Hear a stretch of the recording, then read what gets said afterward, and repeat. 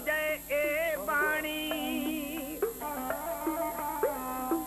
ਉਹ ਫਿਰ ਮੂੰਹ ਤਲਵਾਰਾਂ ਦੇ ਮੋੜ ਦੇਵੇ। ਜਿਹਦੇ ਹੱਡਾਂ ਵਿੱਚ ਰਚ ਜਾਏ ਇਹ ਬਾਣੀ,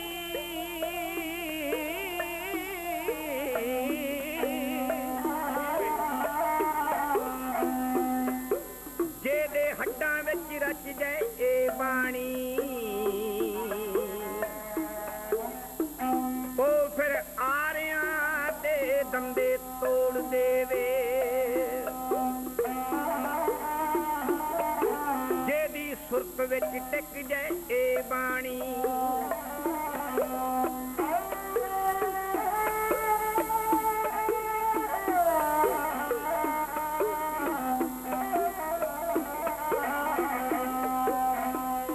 ਜਿਹਦੀ ਸੁਰਤ ਵਿੱਚ ਟਿਕ ਜਾਏ ਇਹ ਬਾਣੀ, ਉਹਨੂੰ ਰਹਿਣ ਨਾ ਕੋਈ ਇਹ ਥੋੜ ਦੇਵੇ। ਜਿਹਦੀ ਆਤਮਾ ਵਿੱਚ ਇਹ ਕਰੇ ਵਾਸਾ,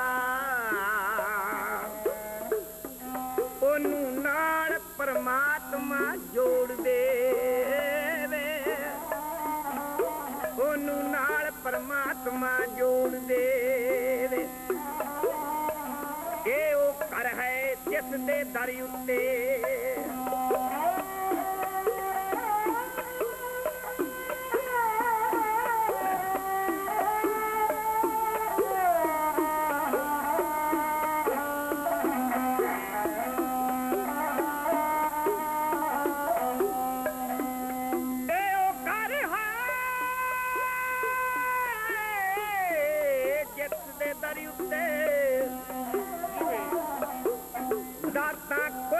ਬਹਿਸ਼ਤ ਦੀਆਂ ਰੁਲਦੀਆਂ ਨੇ।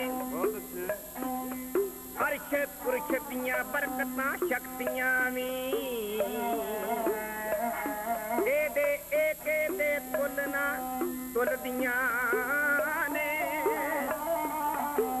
ਇਹਦੇ ਏਕੇ ਦੇ ਤੁਲਨਾ ਤੁਲਦੀਆਂ ਨੇ। ਹੋ ਕਰਕੇ ਇਕੱਠੀਆਂ ਪਾਣੀ ਦੀਆਂ ਪੋਥੀਆਂ ਨੂੰ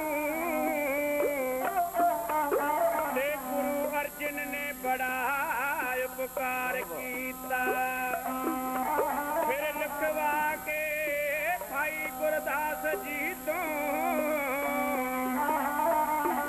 ਤੇ ਰਾਮ ਸਰ ਵਿੱਚ ਗ੍ਰੰਥ ਤਿਆਰ ਕੀਤਾ। ਇਹਦਾ ਗ੍ਰੰਥ ਜਹਾਜ਼ ਬਣਾ ਕੇ ਇਹਦਾ ਗ੍ਰੰਥ ਜਹਾਜ਼ ਬਣਾ ਕੇ ਤੇ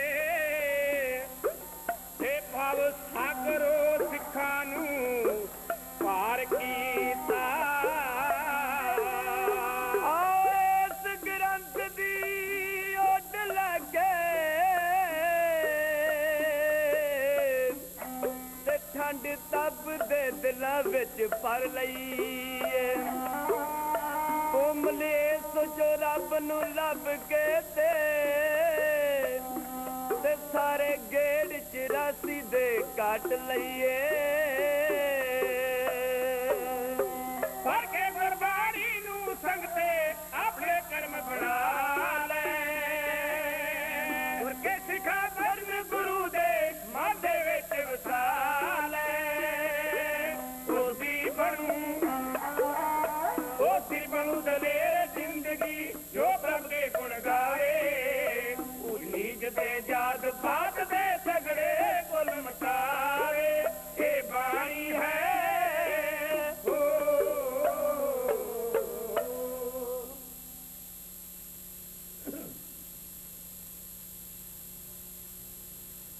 ਸਾਹਿਬ ਗੁਰੂ ਗ੍ਰੰਥ ਸਾਹਿਬ ਮਹਾਰਾਜ ਜੀ ਦੀ ਗੋਦ ਵਿੱਚ ਬੈਠੀ ਗੁਰੂ ਸਵਾਰੀ ਗੁਰਸਿੱਖ ਸਾਧ ਸੰਗਤ ਫਤਿਹ ਦਰ ਪ੍ਰਵਾਨ ਹੋਵੇ ਜੀ। ਵਾਹਿਗੁਰੂ ਜੀ ਕਾ ਖਾਲਸਾ ਵਾਹਿਗੁਰੂ ਜੀ ਕੀ ਫਤਿਹ। ਕੁਦਰਤੀ ਬਾਣੀ ਦਾ ਚਰਚਾ ਚੱਲ ਪਿਆ। ਇਸ ਤੋਂ ਪਹਿਲਾਂ ਕਿ ਮੈਂ ਅੱਜ ਦਾ ਪ੍ਰਕਰਣ ਮਾਲਵੇ ਵਿੱਚ ਲੜੀ ਗਈ ਗੁਰੂ ਹਰਗੋਬਿੰਦ ਸਾਹਿਬ ਮਹਾਰਾਜ ਜੀ ਦੀ ਤੀਸਰੀ ਲੜਾਈ ਦੀ ਗੱਲ ਸ਼ੁਰੂ ਕਰਾਂ। ਇੱਕ ਬੜਾ ਅਹਿਮ ਸਵਾਲ ਹੈ ਸਿੱਖ ਜਗਤ ਵਿੱਚ, ਜਿਸ ਨੂੰ ਹੱਲ ਕਰਨ ਦੀ ਮੈਂ ਕੋਸ਼ਿਸ਼ ਕਰਾਂਗਾ। ਸਵਾਲ ਇਹ ਹੈ ਕਿ ਗੁਰੂ ਗ੍ਰੰਥ ਸਾਹਿਬ ਵਿੱਚ ਗੁਰੂ ਹਰਗੋਬਿੰਦ ਸਾਹਿਬ, ਗੁਰੂ ਹਰਰਾਏ ਸਾਹਿਬ, ਗੁਰੂ ਹਰਕ੍ਰਿਸ਼ਨ ਸਾਹਿਬ ਅਤੇ ਗੁਰੂ ਗੋਬਿੰਦ ਸਿੰਘ ਦੀ ਬਾਣੀ ਦਰਜ ਕਿਉਂ ਨਹੀਂ? ਇੱਕ ਬੜਾ ਅਹਿਮ ਸਵਾਲ ਹੈ ਸਿੱਖ ਜਗਤ ਦਾ। ਸਾਹਿਬ ਗੁਰੂ ਗ੍ਰੰਥ ਸਾਹਿਬ ਦੇ ਅੰਦਰ 6 ਗੁਰੂ ਸਾਹਿਬਾਨ ਦੀ ਬਾਣੀ ਮੌਜੂਦ ਹੈ। ਪੰਚਮ ਪਾਤਸ਼ਾਹ ਤੋਂ ਬਾਅਦ ਗੁਰੂ ਤੇਗ ਬਹਾਦਰ ਮਹਾਰਾਜ ਜੀ ਦੀ ਬਾਣੀ। ਗੁਰੂ ਗੋਬਿੰਦ ਸਿੰਘ ਸਾਹਿਬ ਜੀ ਦੀ ਇਹਦੇ ਵਿੱਚ ਕੋਈ ਰਚਨਾ ਨਹੀਂ। ਗੁਰੂ ਗੋਬਿੰਦ ਸਿੰਘ ਮਹਾਰਾਜ ਜੀ ਦੇ ਮੁਤਲਕ ਕਈ ਵਿਦਵਾਨ ਇਸ ਗੱਲ ਤੇ ਜ਼ੋਰ ਦਿੰਦੇ ਨੇ ਕਿ ਸਤਿਗੁਰੂ ਜੀ ਦਾ ਇੱਕ ਸ਼ਲੋਕ ਗੁਰੂ ਗੋਬਿੰਦ ਸਿੰਘ ਦਾ ਦਰਜ ਹੈ। ਖੈਰ, ਇਹ ਗੱਲ ਸਿੱਖ ਪੰਥ ਦੇ ਵਿਦਵਾਨਾਂ ਦੀ ਤੇ ਉਹਨਾਂ ਦੇ ਨਜਿੱਠਣ ਦੀ ਹੈ। ਮੈਂ ਪਹਿਲੇ ਹਿੱਸੇ ਦਾ ਜਵਾਬ ਅੱਜ ਦੇਣਾ ਚਾਹੁੰਦਾ। ਗੁਰੂ ਹਰਗੋਬਿੰਦ ਸਾਹਿਬ, ਗੁਰੂ ਹਰਰਾਏ ਸਾਹਿਬ, ਗੁਰੂ ਹਰਕ੍ਰਿਸ਼ਨ ਸਾਹਿਬ ਦੀ ਬਾਣੀ ਕਿਉਂ ਦਰਜ ਨਹੀਂ? ਸਤਿਕਾਰਯੋਗ ਖਾਲਸਾ ਜੀ, ਆਪ ਨੂੰ ਪਤਾ ਹੀ ਹੈ ਕਿ ਗੁਰੂ ਅਰਜਨ ਦੇਵ ਮਹਾਰਾਜ ਜੀ ਦੇ ਵੱਡੇ ਭਰਾਤਾ ਬਾਬਾ ਪਿਰਥੀ ਚੰਦ ਨੇ ਜਦੋਂ ਗੁਰੂ ਰਾਮਦਾਸ ਮਹਾਰਾਜ ਜੀ ਨੇ ਗੁਰੂ ਅਰਜਨ ਦੇਵ ਜੀ ਨੂੰ ਗੁਰਤਾ ਗੱਦੀ ਤੇ ਬਿਠਾ ਦਿੱਤਾ, ਬਾਬਾ ਪਿਰਥੀ ਚੰਦ ਜੀ ਬੜੇ ਨਾਰਾਜ਼ ਹੋ ਗਏ। ਨਾਰਾਜ਼ ਵੀ ਇੰਨੇ ਹੋਏ ਕਿ ਜਦੋਂ ਗੁਰੂ ਅਰਜਨ ਦੇਵ ਮਹਾਰਾਜ ਜੀ ਨੂੰ ਸਿਰ ਤੇ ਦਸਤਾਰ ਜ਼ਿੰਮੇਵਾਰੀ ਦੀ ਸਜਾਉਣ ਵਾਸਤੇ ਭਾਈਚਾਰਾ ਇਕੱਠਾ ਹੋਇਆ, ਜਿਹੜੀ ਦਸਤਾਰ ਗੁਰੂ ਅਰਜਨ ਦੇਵ ਮਹਾਰਾਜ ਜੀ ਨੂੰ ਦਿੱਤੀ ਗਈ ਸੀ, ਉਹ ਬਾਬੇ ਪਿਰਥੀ ਚੰਦ ਨੇ ਉੱਠ ਕੇ ਗੁਰੂ ਅਰਜਨ ਦੇਵ ਜੀ ਦੇ ਸਿਰ ਤੋਂ ਲਾ ਲਈ ਔਰ ਉਹ ਕਹਿਣ ਲੱਗੇ, ਮੈਂ ਵੱਡਾ ਹਾਂ, ਜ਼ਾਇਦਾਦ ਦਾ ਹੱਕ ਮੇਰਾ ਹੈ। ਬਾਬਾ ਬੁੱਢਾ ਜੀ ਨੇ, ਭਾਈ ਗੁਰਦਾਸ ਨੇ ਬਥੇਰਾ ਸਮਝਾਇਆ ਕਿ ਸਾਡਾ ਫੈਸਲਾ ਹੋਇਆ ਹੈ, ਉਹਦੀ ਵਿਰਾਸਤ ਅਸਾਂ ਤੈਨੂੰ ਦਿੱਤੀ ਹੈ, ਇਹ ਗੁਰੂ ਰਾਮਦਾਸ ਮਹਾਰਾਜ ਜੀ ਦਾ ਹੁਕਮ ਹੈ। ਵੱਡਾ ਪੁੱਤ ਹੋਣ ਦੇ ਨਾਤੇ ਦੁਨਿਆਵੀ ਜਾਇਦਾਦ ਦਾ ਤੂੰ ਮਾਲਕ ਜ਼ਰੂਰ ਹੈ, ਕੋਈ ਝਗੜਾ ਨਹੀਂ, ਲੇਕਿਨ ਗੁਰਤਾ ਗੱਦੀ ਵਿਰਾਸਤ ਦਾ ਸਵਾਲ ਨਹੀਂ ਹੈ। ਗੁਰਤਾ ਗੱਦੀ ਤਾਂ ਉਹਨੂੰ ਮਿਲਦੀ ਹੈ ਜਿਹਨੂੰ ਗੁਰੂ ਆਪਣੀਆਂ ਨਜ਼ਰਾਂ ਵਿੱਚ ਯੋਗ ਸਮਝਦਾ ਹੋ। ਉੱਥੇ ਨਾ ਕੋਈ ਦੁਨਿਆਵੀ ਰਿਸ਼ਤਾ ਕੰਮ ਦਿੰਦਾ ਹੈ, ਨਾ ਕੋਈ ਜਾਤ ਪਾਤ ਦਾ ਮਸਲਾ ਹੈ, ਨਾ ਕਿਸੇ ਭਾਈਚਾਰੇ ਦਾ ਸਵਾਲ ਹੈ। ਕਿਉਂਕਿ ਗੁਰੂ ਰਾਮਦਾਸ ਮਹਾਰਾਜ ਜੀ ਦਾ ਇਹ ਅਟੱਲ ਫੈਸਲਾ ਹੈ ਔਰ ਉਹਨਾਂ ਨੇ ਗੁਰੂ ਅਰਜਨ ਦੇਵ ਜੀ ਨੂੰ ਯੋਗ ਸਮਝ ਕੇ ਗੁਰਤਾ ਗੱਦੀ ਦਾ ਵਾਰਿਸ ਬਣਾਇਆ ਹੈ। ਇਸ ਵਾਸਤੇ ਪਿਰਥੀ ਚੰਦ ਜੀ ਤੁਹਾਨੂੰ ਝਗੜਾ ਨਹੀਂ ਕਰਨਾ ਚਾਹੀਦਾ। ਲੇਕਿਨ ਪਿਰਥੀ ਚੰਦ ਇਸ ਗੱਲ ਤੇ ਅੜਿਆ ਰਿਹਾ। ਇੱਥੋਂ ਤੱਕ ਇੱਕ ਦਿਨ ਆਇਆ ਕਿ ਗੁਰੂ ਅਰਜਨ ਦੇਵ ਮਹਾਰਾਜ ਜੀ ਉਸ ਨੂੰ ਪੁੱਛਣ ਲੱਗੇ ਤੇ ਵੱਡੇ ਵੀਰ, ਤੁਸੀਂ ਕਿਸੇ ਤਰ੍ਹਾਂ ਖੁਸ਼ ਵੀ ਹੋ ਸਕਦੇ ਹੋ, ਕੋਈ ਜਿਹਾ ਤਰੀਕਾ ਮੈਨੂੰ ਦੱਸੋ ਜਿਹਦੇ ਨਾਲ ਤੁਸੀਂ ਖੁਸ਼ ਰਹਿ। ਉਹਨਾਂ ਨੇ ਕਿਹਾ, ਤੁਸੀਂ ਅੰਮ੍ਰਿਤਸਰ ਛੱਡ ਕੇ ਚਲੇ ਜਾਓ, ਮੈਂ ਖੁਸ਼ ਹਾਂ। ਸਿੱਖ ਇਤਿਹਾਸ ਇਸ ਗੱਲ ਦਾ ਗਵਾਹ ਹੈ ਕਿ ਗੁਰੂ ਅਰਜਨ ਦੇਵ ਮਹਾਰਾਜ ਜੀ ਅੰਮ੍ਰਿਤਸਰੋਂ ਉੱਠ ਕੇ ਪਿੰਡ ਵਡਾਲੀ ਵਿੱਚ ਚਲੇ, ਛੱਡ ਦਿੱਤਾ ਅੰਮ੍ਰਿਤਸਰ ਪਿਰਥੀ ਚੰਦ ਲਈ। ਇੱਥੇ ਬਹਿ ਕੇ ਪਿਰਥੀ ਚੰਦ ਨੇ ਫਿਰ ਸਤਿਗੁਰੂ ਜੀ ਦੀ ਰੀਸ ਕਰਦੇ ਹੋਇਆਂ ਗੁਰੂ ਰਾਮਦਾਸ ਦੀ ਥਾਂ ਤੇ ਆਪ ਗੱਦੀ ਲਾ ਕੇ ਉਹ ਬੈਠਾ, ਆਪ ਚੜਾਵੇ ਉਹ ਲੈਣ ਲੱਗ ਪਿਆ, ਆਪ ਪੂਜਾ ਕਰਵਾਉਣ ਲੱਗ ਪਿਆ। ਲੇਕਿਨ ਬੜੇ ਥੋੜੇ ਦਿਨਾਂ ਲਈ, ਬੜੇ ਥੋੜੇ ਚਿਰ ਲਈ। ਜਿਵੇਂ ਜਿਵੇਂ ਸੰਗਤਾਂ ਨੂੰ ਗਿਆਨ ਹੁੰਦਾ ਚਲਾ ਗਿਆ, ਜਿਵੇਂ ਜਿਵੇਂ ਬਾਬਾ ਬੁੱਢਾ ਜੀ ਨੇ ਪ੍ਰਚਾਰ ਕੀਤਾ ਤਾਂ ਹਕੀਕਤ ਸਾਹਮਣੇ ਆਈ। ਉਸ ਵੇਲੇ ਪਿਰਥੀ ਚੰਦ ਨਾਲੋਂ ਸੰਗਤ ਟੁੱਟ ਗਈ। ਮੈਂ ਅਰਜ਼ ਕਰਦਿਆਂ ਕਿ ਤਕਰੀਬਨ 70 ਸਾਲ ਹਰਿਮੰਦਰ ਸਾਹਿਬ ਉੱਤੇ ਪਿਰਥੀ ਚੰਦ ਦੀ ਸੰਤਾਨ ਦਾ ਕਬਜ਼ਾ ਰਿਹਾ, ਕਿਉਂਕਿ ਗੁਰੂ ਹਰਗੋਬਿੰਦ ਸਾਹਿਬ ਮਹਾਰਾਜ ਪਹਿਲੀ ਜੰਗ ਤੋਂ ਬਾਅਦ ਬੀਬੀ ਵੀਰੋ ਦੀ ਸ਼ਾਦੀ ਕਰਕੇ ਅੰਮ੍ਰਿਤਸਰ ਛੱਡ ਕੇ ਚਲੇ ਗਏ ਸਨ। ਬਾਅਦ ਵਿੱਚ ਪਿਰਥੀ ਚੰਦ ਦੇ ਉੱਤੇ ਕਾਬਜ਼ ਰਿਹਾ। ਪਿਰਥੀ ਚੰਦ ਦੀ ਸੰਤਾਨ ਨੇ ਅੱਗੋਂ ਉਹਦਾ ਪੁੱਤਰ ਮਿਹਰਬਾਨ ਗੁਰੂ ਅਰਜਨ ਦੇਵ ਮਹਾਰਾਜ ਜੀ ਨੇ ਇਸ ਨੂੰ ਆਪਣੇ ਪੁੱਤਰਾਂ ਵਾਂਗੂ ਪਾਲਿਆ, ਵਿਦਵਾਨ ਬਣਾਇਆ, ਪੜ੍ਹਾਇਆ ਔਰ ਸੱਚਮੁੱਚ ਬੜਾ ਵਿਦਵਾਨ ਸੀ ਮਿਹਰਬਾਨ। ਕਵੀ ਬਣਾਇਆ। ਇਹਨੇ ਪੰਚਮ ਛੇਵੇਂ ਪਾਤਸ਼ਾਹ ਦੇ ਮਹੱਲਿਆਂ ਦੇ ਨਾਂ ਥੱਲੇ ਆਪਣੀ ਵੱਲੋਂ ਕੱਚੀ ਬਾਣੀ ਲਿਖਣੀ ਸ਼ੁਰੂ ਕਰ ਦਿੱਤੀ। ਸਾਹਿਬ ਗੁਰੂ ਹਰਗੋਬਿੰਦ ਸਾਹਿਬ ਮਹਾਰਾਜ ਜੀ ਨੂੰ ਪਤਾ ਲੱਗਾ ਹੁਣ ਮਿਹਰਬਾਨ ਦੀ ਕਲਮ ਉਹ ਫੜ ਨਹੀਂ ਸਕਦੇ, ਰੋਕਣ ਦਾ ਕੋਈ ਤਰੀਕਾ ਨਹੀਂ। ਗੁਰੂ ਹਰਗੋਬਿੰਦ ਸਾਹਿਬ ਮਹਾਰਾਜ ਜੀ ਨੇ ਕਿਹਾ ਕਿ ਸਿੱਖ ਜਗਤ ਵਿੱਚ ਜਦੋਂ 6ਵੇਂ ਮਹੱਲੇ ਦੇ ਨਾਂ ਥੱਲੇ ਗੁਰੂ ਕੀ ਬਾਣੀ ਜਾਏਗੀ, ਜਿਹੜੀ ਮਿਹਰਬਾਨ ਨੇ ਅਸਲ ਵਿੱਚ ਲਿਖੀ ਹੋਈ ਹੈ, ਤਾਂ ਸੰਗਤਾਂ ਟਪਲਾ ਖਾਣਗੀਆਂ, ਭੁਲੇਖਾ ਖਾਣਗੀਆਂ। ਲੋਕਾਂ ਨੂੰ ਨਹੀਂ ਪਤਾ ਲੱਗੇਗਾ ਕਿ ਇਹ ਬਾਣੀ ਕੱਚੀ ਮਿਹਰਬਾਨ ਨੇ ਲਿਖੀ ਹੈ ਕਿ ਗੁਰੂ ਹਰਗੋਬਿੰਦ ਸਾਹਿਬ ਨੇ ਲਿਖੀ। ਇਹਦਾ ਇੱਕੋ ਹੀ ਤਰੀਕਾ ਹੋ ਸਕਦਾ ਹੈ ਕਿ ਮੈਂ ਬਾਣੀ ਨਾ ਉਚਾਰਾਂ। ਇਸੇ ਤਰ੍ਹਾਂ ਗੁਰੂ ਹਰਰਾਏ ਸਾਹਿਬ ਜੀ ਨੇ, ਇਸੇ ਤਰ੍ਹਾਂ ਗੁਰੂ ਹਰਕ੍ਰਿਸ਼ਨ ਸਾਹਿਬ ਤੇ ਬਾਣੀ ਲਿਖੀ ਦੀ ਰਹੀ ਮਹੱਲੇ 6ਵੇਂ ਥੱਲੇ, ਮਹੱਲੇ 7ਵੇਂ ਥੱਲੇ, ਮਹੱਲੇ 8ਵੇਂ ਥੱਲੇ। ਇਹਨਾਂ ਤਿੰਨ ਗੁਰੂਆਂ ਨੇ ਗੁਰਬਾਣੀ ਇਸ ਲਈ ਨਹੀਂ ਰਚੀ ਕਿ ਲੋਕਾਂ ਵਿੱਚ ਇਹ ਭੁਲੇਖਾ ਦੂਰ ਨਹੀਂ ਹੋਣਾ, ਤੇ ਸਾਬਤ ਕਰ ਦਿੱਤਾ ਲੋਕਾਂ ਨੂੰ ਕਿ ਜਿਹੜੀ ਬਾਣੀ 6ਵੇਂ ਮਹੱਲੇ ਥੱਲੇ, 7ਵੇਂ ਮਹੱਲੇ ਥੱਲੇ ਜਾਂ 8ਵੇਂ ਮਹੱਲੇ ਦੇ ਨਾਂ ਥੱਲੇ, ਹੈਡਿੰਗ ਥੱਲੇ ਤੁਹਾਡੇ ਕੋਲ ਪਹੁੰਚਦੀ ਹੈ, ਉਹ ਸਮਝ ਲਓ ਕਿ ਉਹ ਇਸ ਗੁਰਤਾ ਗੱਦੀ ਤੇ ਬੈਠੇ ਗੁਰੂ ਸਾਹਿਬਾਨਾਂ ਦੀ ਰਚਨਾ ਨਹੀਂ। ਇਹ ਹੈ ਉਸ ਅਹਿਮ ਸਵਾਲ ਦਾ ਜਵਾਬ ਕਿ ਗੁਰੂ ਗ੍ਰੰਥ ਸਾਹਿਬ ਜੀ ਦੇ ਅੰਦਰ ਇਹਨਾਂ 4 ਗੁਰੂ ਸਾਹਿਬਾਨ ਦੀ ਬਾਣੀ ਕਿਉਂ ਨਹੀਂ। ਗੁਰੂ ਗੋਬਿੰਦ ਸਿੰਘ ਬਾਰੇ ਜਿੰਨੀ ਕੁ ਮੈਨੂੰ ਜਾਣਕਾਰੀ ਹੈ, ਇਹਦਾ ਇਹ ਅਰਥ ਨਹੀਂ ਕਿ ਗੁਰੂ ਗੋਬਿੰਦ ਸਿੰਘ ਨੇ ਬਾਣੀ ਨਹੀਂ ਰਚੀ। ਵੱਡੀਆਂ ਵੱਡੀਆਂ ਬਾਣੀਆਂ ਗੁਰੂ ਗੋਬਿੰਦ ਸਿੰਘ ਮਹਾਰਾਜ ਜੀ ਨੇ ਰਚੀਆਂ, ਜਿਹੜੀਆਂ ਅਸੀਂ ਨਿਤਨੇਮ ਵਿੱਚ ਸ਼ਾਮਲ ਕੀਤੀਆਂ ਹਨ, ਜਿਹੜੀਆਂ ਸਾਡੀਆਂ ਅੰਮ੍ਰਿਤ ਵੇਲੇ ਤੇ ਅੰਮ੍ਰਿਤ ਤਿਆਰ ਕਰਨ ਵੇਲੇ ਦੀਆਂ ਬਾਣੀਆਂ ਹਨ।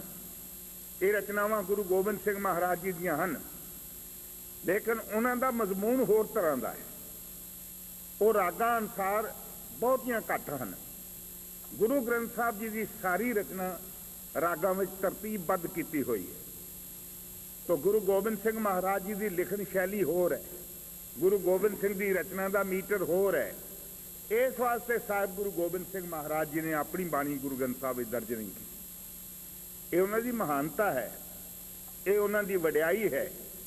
ਜਿਸ ਗੁਰੂ ਗ੍ਰੰਥ ਸਾਹਿਬ ਜੀ ਨੂੰ ਨੰਦੇੜ ਵਿੱਚ ਬੈਠ ਕੇ ਉਹਨਾਂ ਨੇ ਆਪਣੇ ਦਿਮਾਗ ਵਿੱਚੋਂ, ਆਪਣੇ ਅੰਤਿਸ਼ਕਰਨ ਵਿੱਚੋਂ ਆਪ ਉਚਾਰਿਆ, ਇਹ ਜਿਹੜੀ ਰਚਨਾ ਇਸ ਵੇਲੇ ਗੁਰੂ ਗ੍ਰੰਥ ਸਾਹਿਬ ਜੀ ਦੀ ਬੀੜ ਸਾਡੇ ਸਾਹਮਣੇ ਹੈ, ਅੱਜ ਸਿੱਖ ਜਗਤ ਜਿਹਨੂੰ ਆਪਣਾ ਗੁਰੂ ਮੰਨ ਕੇ ਤੁਰਦਾ ਹੈ, ਇਹ ਗੁਰੂ ਗੋਬਿੰਦ ਸਿੰਘ ਮਹਾਰਾਜ ਜੀ ਨੇ ਆਪਣੇ ਦਿਮਾਗ ਵਿੱਚੋਂ, ਯਾਦਾਸ਼ਤ ਵਿੱਚੋਂ ਉਚਾਰ ਕੇ ਲਿਖਵਾਈ ਹੋਈ ਹੈ ਬੀੜ ਸਾਰੀ। ਇਹ ਉਸ ਮਹਾਬਲੀ ਸਤਿਗੁਰੂ ਦੀ ਮਿੱਟੀ ਯਾਦਗਾਰ ਹੈ, ਜਿਸ ਨੂੰ ਸਾਹਿਬਾਂ ਨੇ ਨਮਸਕਾਰ ਕਰਕੇ ਅਕਤੂਬਰ 1708 ਵਿੱਚ ਆਪ ਸਿੰਘਾਸਣ ਤੇ ਬਿਰਾਜਮਾਨ ਕਰਵਾ ਕੇ ਫਿਰ ਇਸ ਸਤਿਗੁਰੂ ਦੇ ਸਾਹਮਣੇ, ਇਸ ਗੁਰੂ ਸ਼ਬਦ ਦੇ ਸਾਹਮਣੇ ਆਪ ਮੱਥਾ ਟੇਕਿਆ। ਤੋ ਇਹ ਸੀ ਕੁਝ ਸਵਾਲ। ਕਿਉਂਕਿ ਹੁਣ ਮਜ਼ਮੂਨ ਗੁਰੂ ਹਰਗੋਬਿੰਦ ਸਾਹਿਬ ਮਹਾਰਾਜ ਦਾ ਚੱਲ ਰਿਹਾ ਸੀ, ਤੇ ਮੇਰੇ ਦਿਮਾਗ ਵਿੱਚ ਇਸ ਬਾਣੀ ਬਾਰੇ ਇਹ ਵਿਚਾਰ ਫੁਰੇ ਕਿ ਸਿੱਖ ਸੰਗਤਾਂ ਨੂੰ ਇਸ ਦਾ ਗਿਆਨ ਜਿੰਨਾ ਕੁ ਮੈਨੂੰ ਸਮਝ ਤੁਸਾਂ ਬਖਸ਼ੀ ਹੋਈ ਹੈ, ਉਸ ਅਨੁਸਾਰ ਤੁਹਾਡੇ ਤੱਕ ਪਹੁੰਚਾਵਾਂ, ਤਾਂ ਕਿ ਕਿਸੇ ਵੇਲੇ ਕੋਈ ਸਵਾਲ ਆ ਜਾਏ, ਕਿਸੇ ਵੇਲੇ ਕੋਈ ਦਿਮਾਗ ਵਿੱਚ ਗੱਲ ਆ ਜਾਏ, ਜਾਂ ਕੋਈ ਬੰਦਾ ਸਵਾਲ ਕਰ ਦੇਵੇ ਤੇ ਤੁਹਾਡੇ ਕੋਲ ਜਵਾਬ ਹੋਣਾ ਚਾਹੀਦਾ ਹੈ, ਤਾਂ ਕਿ ਅਗਲੇ ਦੀ ਤਸੱਲੀ ਹੋ ਸਕੇ। ਤੋ ਆਓ ਅੱਜ ਫਿਰ ਉਸ ਮਹਾਜ਼ ਤੇ ਚਲੀਏ। ਸਾਹਿਬ ਗੁਰੂ ਹਰਗੋਬਿੰਦ ਸਾਹਿਬ ਮਹਾਰਾਜ ਜੀ ਦੀਆਂ ਫੌਜਾਂ ਮੈਦਾਨੇ ਜੰਗ ਵਿੱਚ ਉਤਰੀਆਂ ਹਨ, ਤਿਆਰ ਬਰ ਤਿਆਰ ਖਲੋਤੀਆਂ ਹਨ, ਮੋਰਚੇਬੰਦੀ ਪੂਰੀ ਕੀਤੀ ਹੋਈ ਹੈ। ਦੁਸ਼ਮਣ ਵੱਡੀ ਗਿਣਤੀ ਦੇ ਮਾਣ ਉੱਤੇ 35,000 ਫੌਜ ਲੈ ਕੇ ਲਾਲਾ ਬੇਗ ਮੈਦਾਨੇ ਜੰਗ ਵਿੱਚ ਪਹੁੰਚ ਚੁੱਕਾ ਹੈ। ਇਸ ਤੋਂ ਪਹਿਲਾਂ ਕਿ ਲੜਾਈ ਸ਼ੁਰੂ ਹੁੰਦੀ, ਗੁਰੂ ਹਰਗੋਬਿੰਦ ਸਾਹਿਬ ਮਹਾਰਾਜ ਜੀ ਦੇ ਕੋਲ ਹਸਨ ਖਾਂ ਪਹੁੰਚਾ। ਹਸਨ ਖਾਂ ਸਤਿਗੁਰੂ ਜੀ ਦੇ ਕੋਲ ਪਹੁੰਚਾ ਹੀ ਸੀ ਜਦ ਲਾਲਾ ਬੇਗ ਨੇ ਜੰਗ ਦੀ ਸ਼ੁਰੂਆਤ ਆਪਣੇ ਭਰਾ ਕਮਰ ਬੇਗ ਨੂੰ ਭੇਜ ਕੇ ਕਰਨੀ ਸ਼ੁਰੂ ਕੀਤੀ। ਜਦੋਂ ਕਮਰ ਬੇਗ ਲਲਕਾਰੇ ਮਾਰਦਾ ਮੈਦਾਨ ਵਿੱਚ ਨਿਕਲਿਆ, ਉਸ ਵੇਲੇ ਹਸਨ ਖਾਂ ਨੇ ਕਿਹਾ, ਸੱਚੇ ਪਾਤਸ਼ਾਹ ਬੜਾ ਯੋਧਾ ਹੈ, ਇਹਦੇ ਮੁਕਾਬਲੇ ਤੇ ਕੋਈ ਸੂਰਬੀਰ ਭੇਜੋ ਤਾਂ ਕਿ ਮੁਕਾਬਲਾ ਸਾਵਾਂ ਹੋਵੇ। ਦੇ ਕੇ ਥਾਪੀ ਰਾਏ ਯੋਧ ਨੂੰ 6ਵੇਂ ਪਾਤਸ਼ਾਹ ਗੁਰੂ ਹਰਗੋਬਿੰਦ ਸਾਹਿਬ ਮਹਾਰਾਜ ਜੀ ਨੇ ਲਾਲਾ ਬੇਗ ਵੱਲੋਂ ਭੇਜੇ ਗਏ ਕਮਰ ਬੇਗ ਦਾ ਮੁਕਾਬਲਾ ਕਰਨ ਵਾਸਤੇ ਉਸ ਨੂੰ ਭੇਜਿਆ, ਤੇ ਕਮਰ ਬੇਗ ਨੇ ਆ ਕੇ ਰਾਏ ਯੋਧ ਨੂੰ ਇਉਂ ਵੰਗਾਰਿਆ।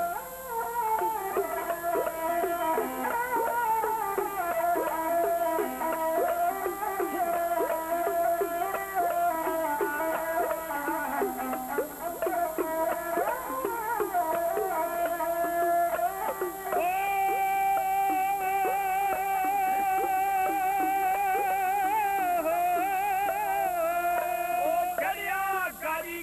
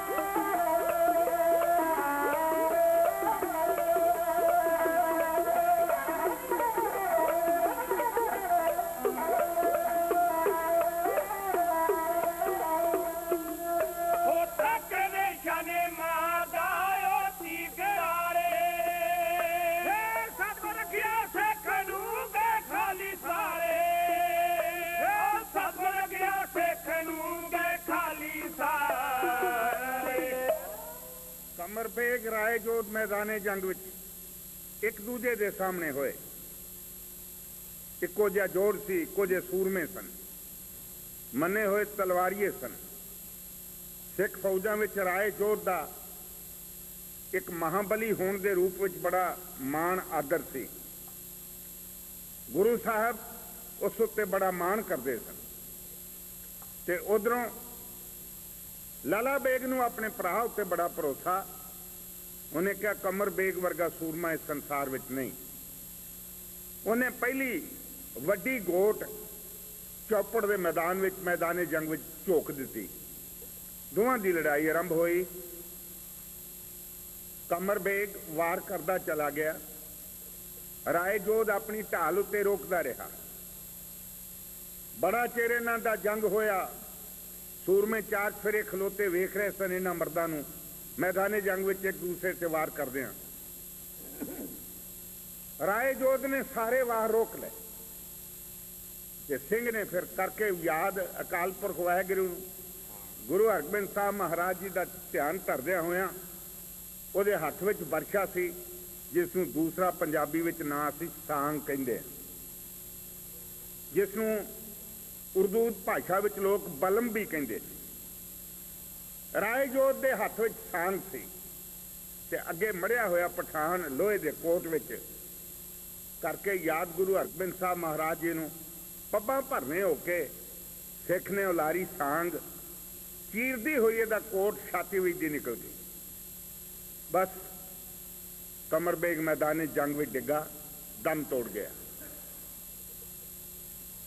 आप जिद्दे नगारे खड़काउंदा होया राय जोध पिछे परतिया। गुरु हरगोबिंद साहब महाराज जी ने अगों होकर गलवकड़ी विच ले लिया, शाबाश दी। आख्या राय जोध गुरु नानक दियां खुशियां तैनू मिलन, संसार विच तेरा लोक परलोक सौर जाए। जदों ये शब्द कहे राय जोध ने सतगुरु जी के चरणों से शीश चक के आख्या मेरे मालिक ये तो तेरी वड्याई है। असी धरती ते रींगण वाले कीड़े मकौड़े हाँ, तेरी बख्शिश सदका उड़दे हाँ। तेरी बख्शिश सदका ही वड्डियां वड्डियां योधियां नूं मैदाने जंग विच पछाड़दे हाँ। इस विच मेरा कोई बल नहीं, मेरी कोई अकलमंदी नहीं है, ते रहमत तेरी है। हे गरीब नवाज सतगुरु इसे तरह अपने सिख के सिर पर मेहर प्रयास रखते रहना। ये कह के राय जोध सतगुरु जी के चरणों में डिग पिया।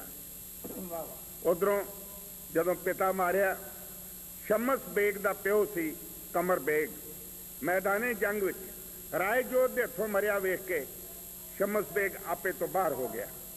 घोड़ा भजा के अपने प्यो का बदला लैण वास्ते पिंड विच आया।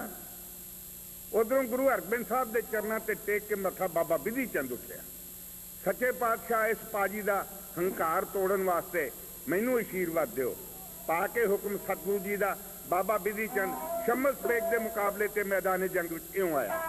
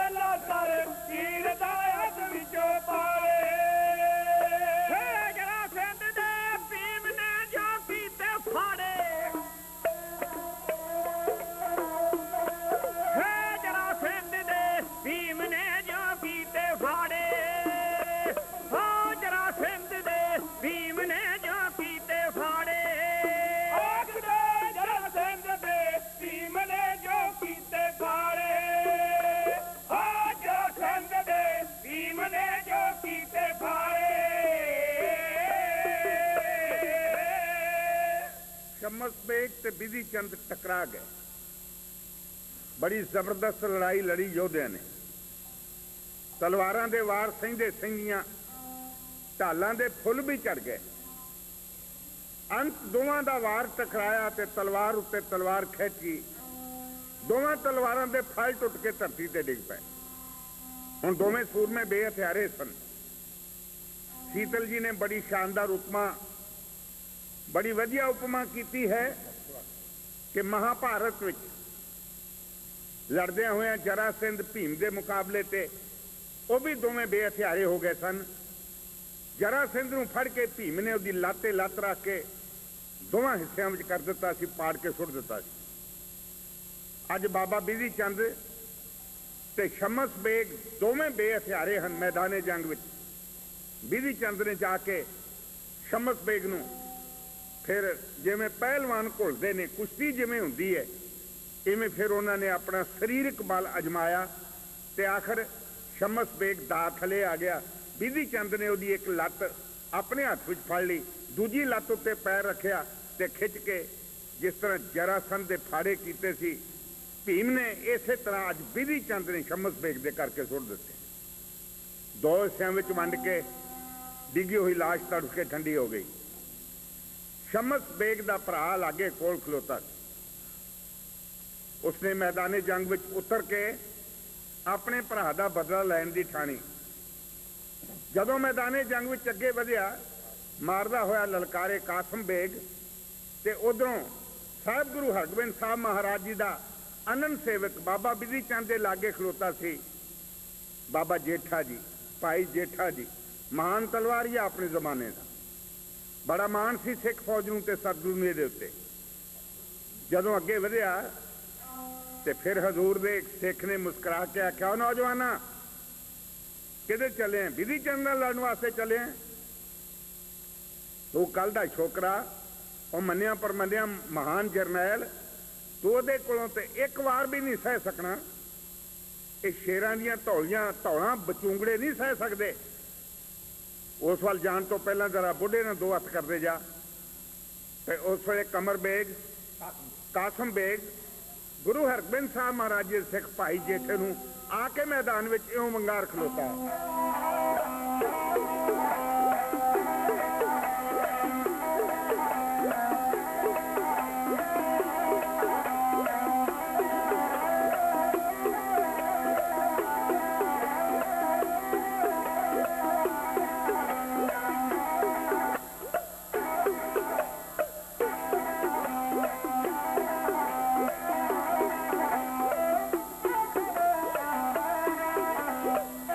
लोथ वेख के हो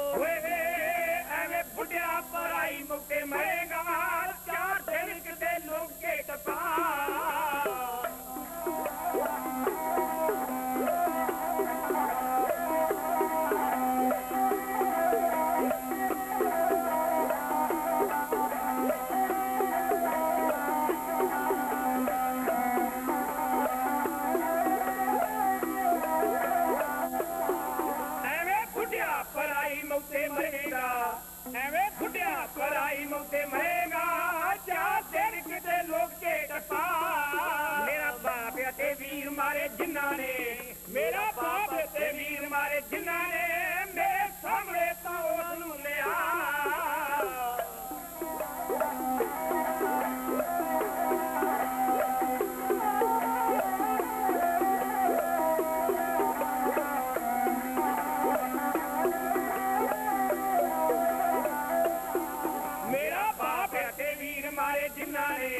मेरा बाप ते वीर मारे जिन्ना ने मेरे सामने तो उन्होंने लिया पावा मिरमेण उन्हां दियां वंडियां पावा मिरमेण उन्हां दियां वंडियां लगी काले दी लवा मैं बजा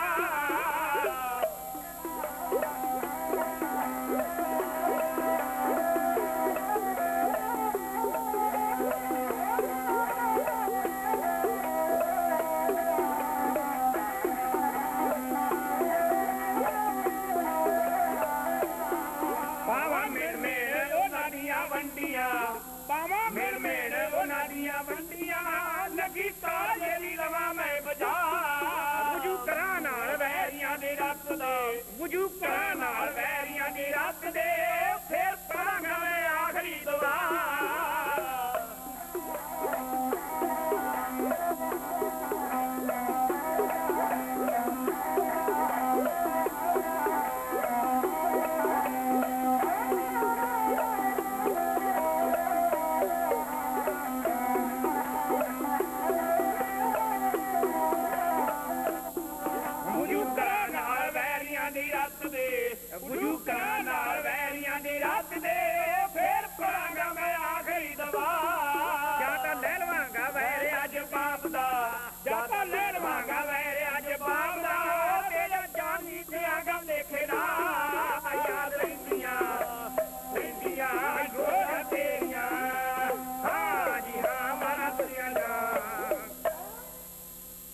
कोई दो रावां नहीं कि कासम बेग भर जवानी विच सी भाई जेठा जी उम्र पक्की विच पहुंच चुके सन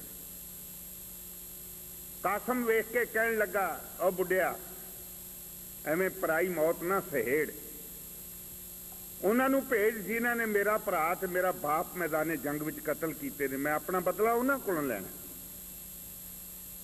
उस वेले रोह भरे हुए भाई जेठे ने कहा उन्हें आखा गबरूआ मैनू तरस आउंदा तेरे ते तेरे हथ मेहंदी लगी हुई है तेरे गुट उत्ते मौली बधी हुई है शायद तेरी भैन ने अपनी निशानी प्यार दी तैनू बन के तोड़िया होवे मैदाने जंग विच जवानी दा सुख मान भाई बिधी चंद वाल लड़न तो पहला जे तू मेरे मुकाबले ते आ गयो तू मेरे तीरां दी मार नहीं सह सकनी वो मन्निया पर मन्निया तलवारिया है ते जदों ये शब्द कहे कासम नूं अग लग उठी उन्हें कहा ओ बजुर्गा जा जाके अपनी जिंदगी के आखिरी दिन किते आराम नाल गुजार मैदाने जंग विच लड़ना बुढ़ियां दा काम नहीं हुंदा किते माला फेर किते बैठ के ते गुरु के सिख ने आख्या जदों तलवार लैके मैदाने जंग विच आ जाइए फिर उम्र वेखनी ये कुछ करना फिर खालसे दा काम नहीं फिर सिख दा कर्म नहीं है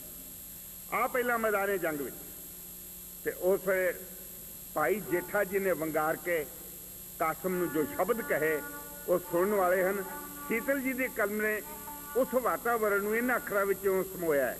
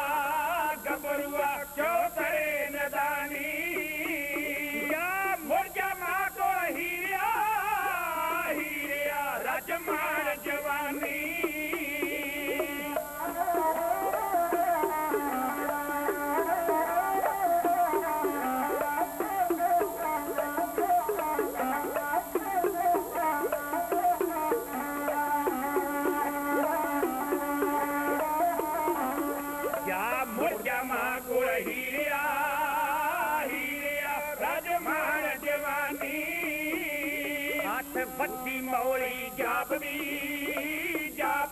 ਕਿਸੇ ਪਿਆਰ ਨਿਸ਼ਾਨੀ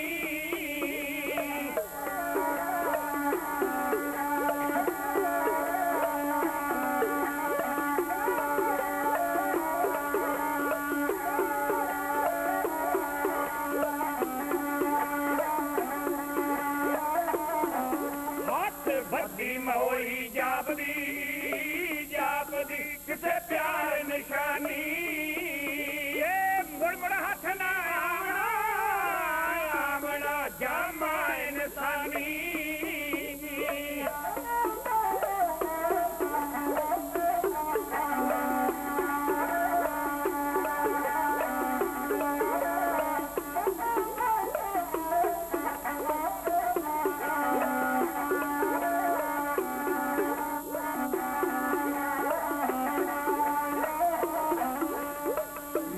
ਹੱਥ ਨਾ ਆਵਣਾ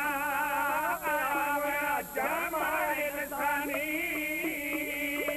ਕਿਉਂ ਪਿੜਦੀ ਏ ਮੌਤ ਨਾਲ ਕੀ ਜ਼ਿੰਦਗਾਨੀ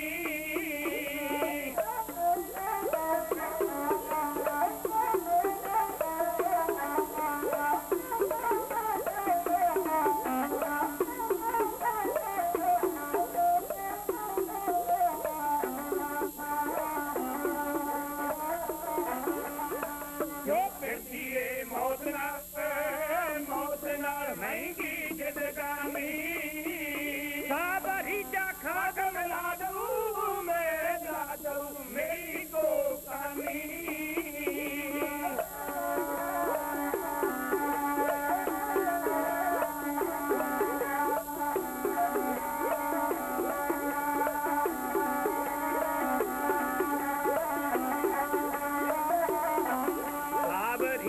ਖਾਕ ਮਿਲਾ ਦਊ ਮੇਰੀ ਕੋ ਕਾਨੀ ਅੱਜ ਹੋ ਜੂ ਤੇਰੇ ਵਾਸਤੇ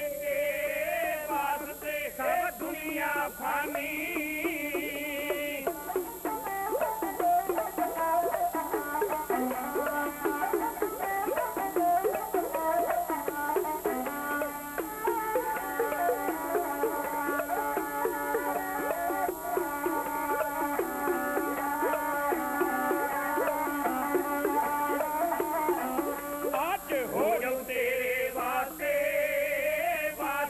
ਸਭ ਦੁਨੀਆ ਫਾਨੀ ਤੈਨੂੰ ਕਬਰੋਂ ਨਿਕਲਣ ਦਊ ਨਾ ਇਹ ਸ਼ਰਾ ਕੁਰਾਨੀ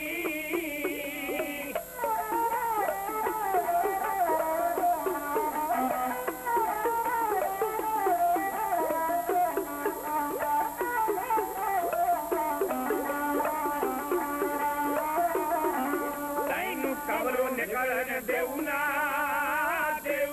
ਇਹ ਸ਼ਰਾ ਕੁਰਾਨੀ ਅੱਜ ਮਿਲ ਜਾਊ ਗਾਜ਼ੀ ਕਮਰ ਦੀ ਹੈ ਨਿੰਮ ਨਿਸ਼ਾਨੀ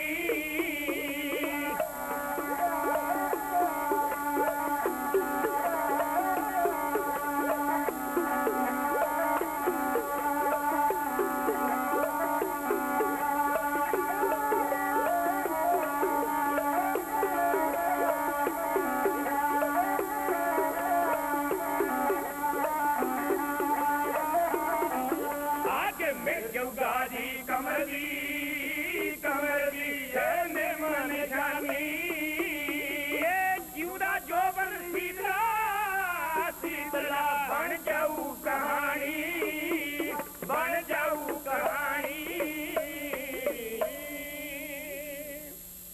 ਇਸੀ ਭਾਈ ਜੇਠਾ ਮੈਦਾਨੇ ਜੰਗ ਵਿੱਚ ਖਲੋਤਾ ਕਾਸਮ ਨੂੰ ਵੰਗਾਰ ਰਿਹਾ ਸੀ। ਕੱਲ ਮੈਦਾਨੇ ਜੰਗ ਵਿੱਚ ਇਹਨਾਂ ਸੂਰਮਿਆਂ ਨੇ ਕਿਵੇਂ ਗੁਰੂ ਕੇ ਆਸਰੇ ਉੱਤੇ ਗੁਰੂ ਕੇ ਸਿੱਖਾਂ ਨੇ ਕਿਵੇਂ ਫਤਿਹ ਦੇ ਝੰਡੇ ਗੱਡਣੇ ਹਨ। ਕੱਲ ਇਸ ਪ੍ਰਸੰਗ ਦਾ ਨਤੀਜਾ ਤੁਹਾਡੇ ਸਾਹਮਣੇ ਰੱਖਾਂਗੇ।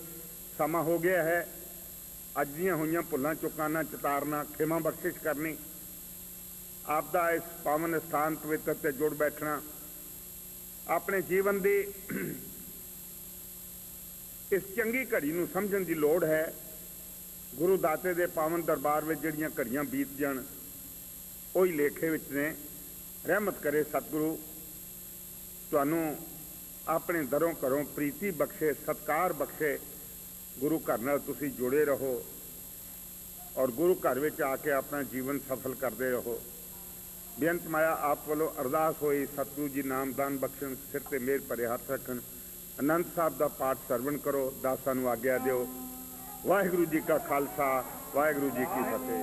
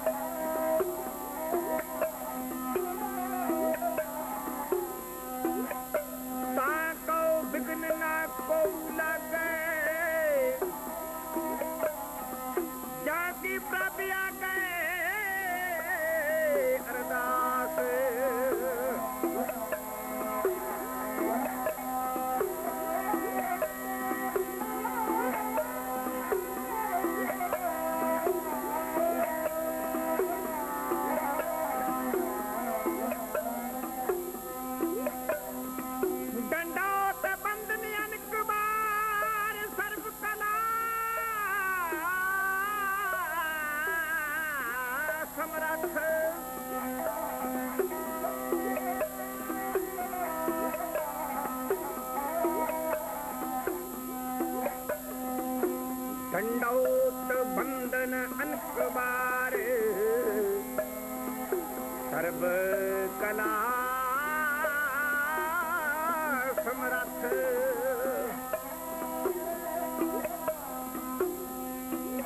डोलन ते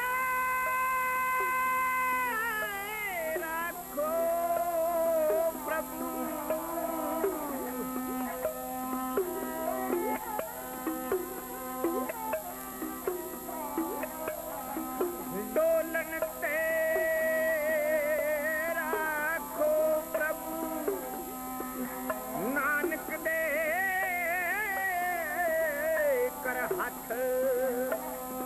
आनंद गुण नधान गरीब नवाज जी सारी संगत गज के आखो सतनाम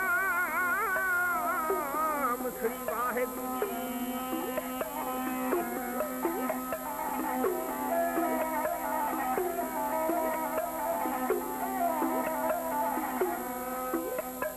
दीनन की प्रतिपाल करेंगे सबको बार गनी मरगारे पाच पशु नगला गनरा सब सर्व समय सबको पतबारे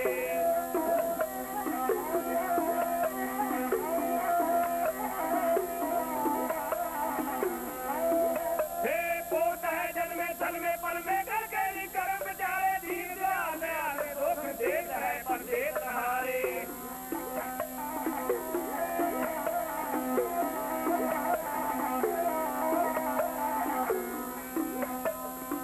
पार बड़े बड़े आर विचार सार की तार बिछैया तोड़ दे सुमलिंद मुआसन मापिन जान निमार मलैया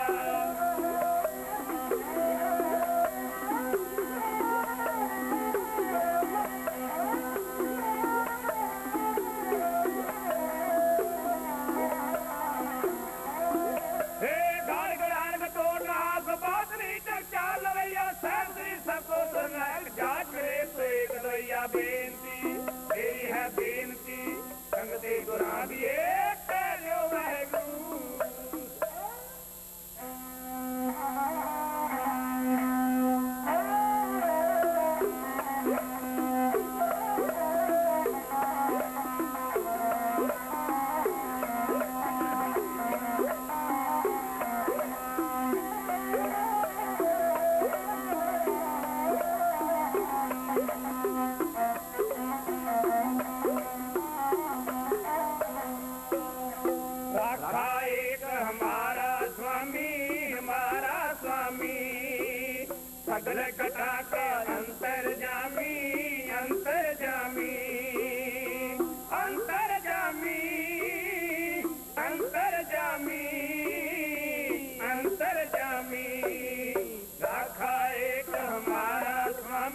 हमारा स्वामी।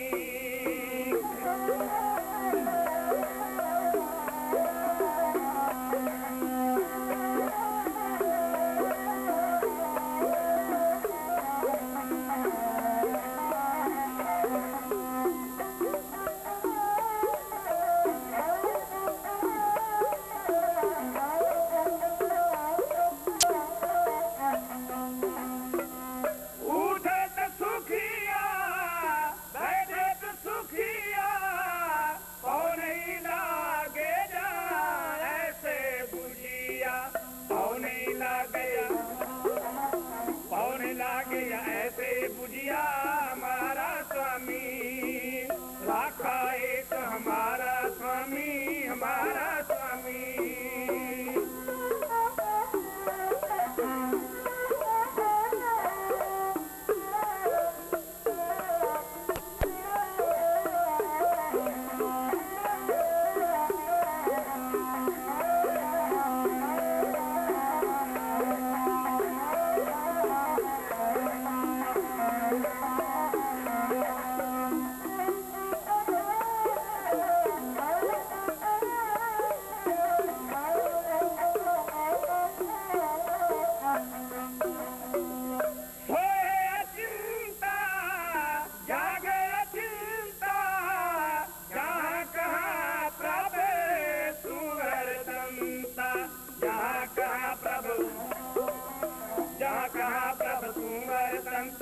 हमारा स्वामी राखा एक हमारा स्वामी, हमारा स्वामी।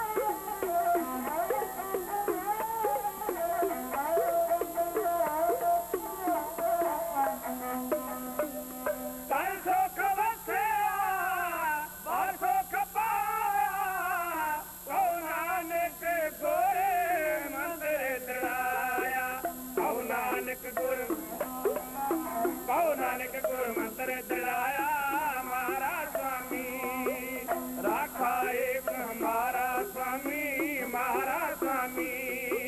सगल घटा का अंतर्जामी, अंतर्जामी राखा एक हमारा स्वामी, हमारा स्वामी।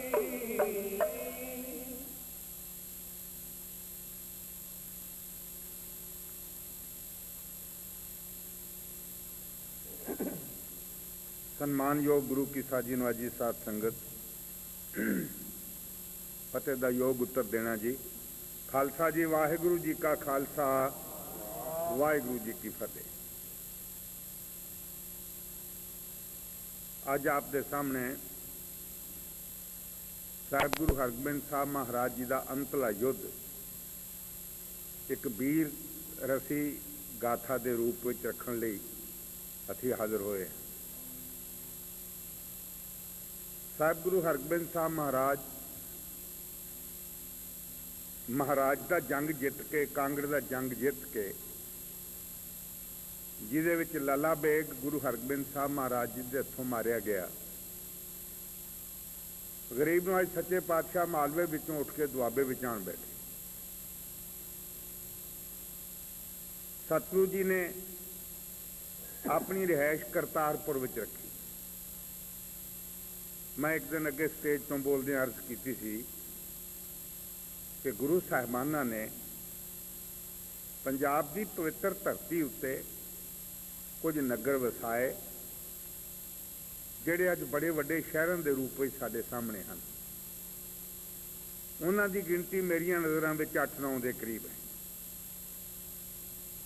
ਉਹਨਾਂ ਸ਼ਹਿਰਾਂ ਵਿੱਚ ਲੱਖਾਂ ਲੋਕ ਵਸਦੇ ਹਨ, ਵਪਾਰ ਕਰਦੇ ਹਨ, ਸੁੱਖ ਮਾਣਦੇ ਹਨ। ਔਰ ਉਹਨਾਂ ਸ਼ਹਿਰਾਂ ਨੇ ਪੰਜਾਬ ਦੀ ਦੱਖ ਜਿਹੜੀ ਹੈ, ਸਵਾਰੀ ਹੈ। पंजाब नूं खूबसूरत बनाया। उन्हां विचों एक गुरु अर्जन देव महाराज जी का वसाया होया नगर करतारपुर है। इस पावन पवित्र शहर में बहुत सारे गुरुद्वारे, कुछ साहिब गुरु अर्जन देव महाराज जी नाल संबंधित हैं, कुछ गुरु हरगोबिंद साहब महाराज जी नाल और कुछ साहिब गुरु तेग बहादुर महाराज जी नाल भी संबंध रखते हैं। क्योंकि गुरु तेग बहादुर महाराज जी की शादी इसे ही करतारपुर में हुई। तो सत्कारयोग खालसा जी, साहिब गुरु हरगोबिंद साहब महाराज जदों मालवे विचों उठ के करतारपुर में आके जदों उन्होंने अपना निवास रखा तो परिवार ने बड़ी खुशी मनाई, ये सोच के कि जंगां युद्धां उत्तों कुछ समा तो वेल दा मिले, लेकिन कुदरत नूं कुछ होर मंजूर सी।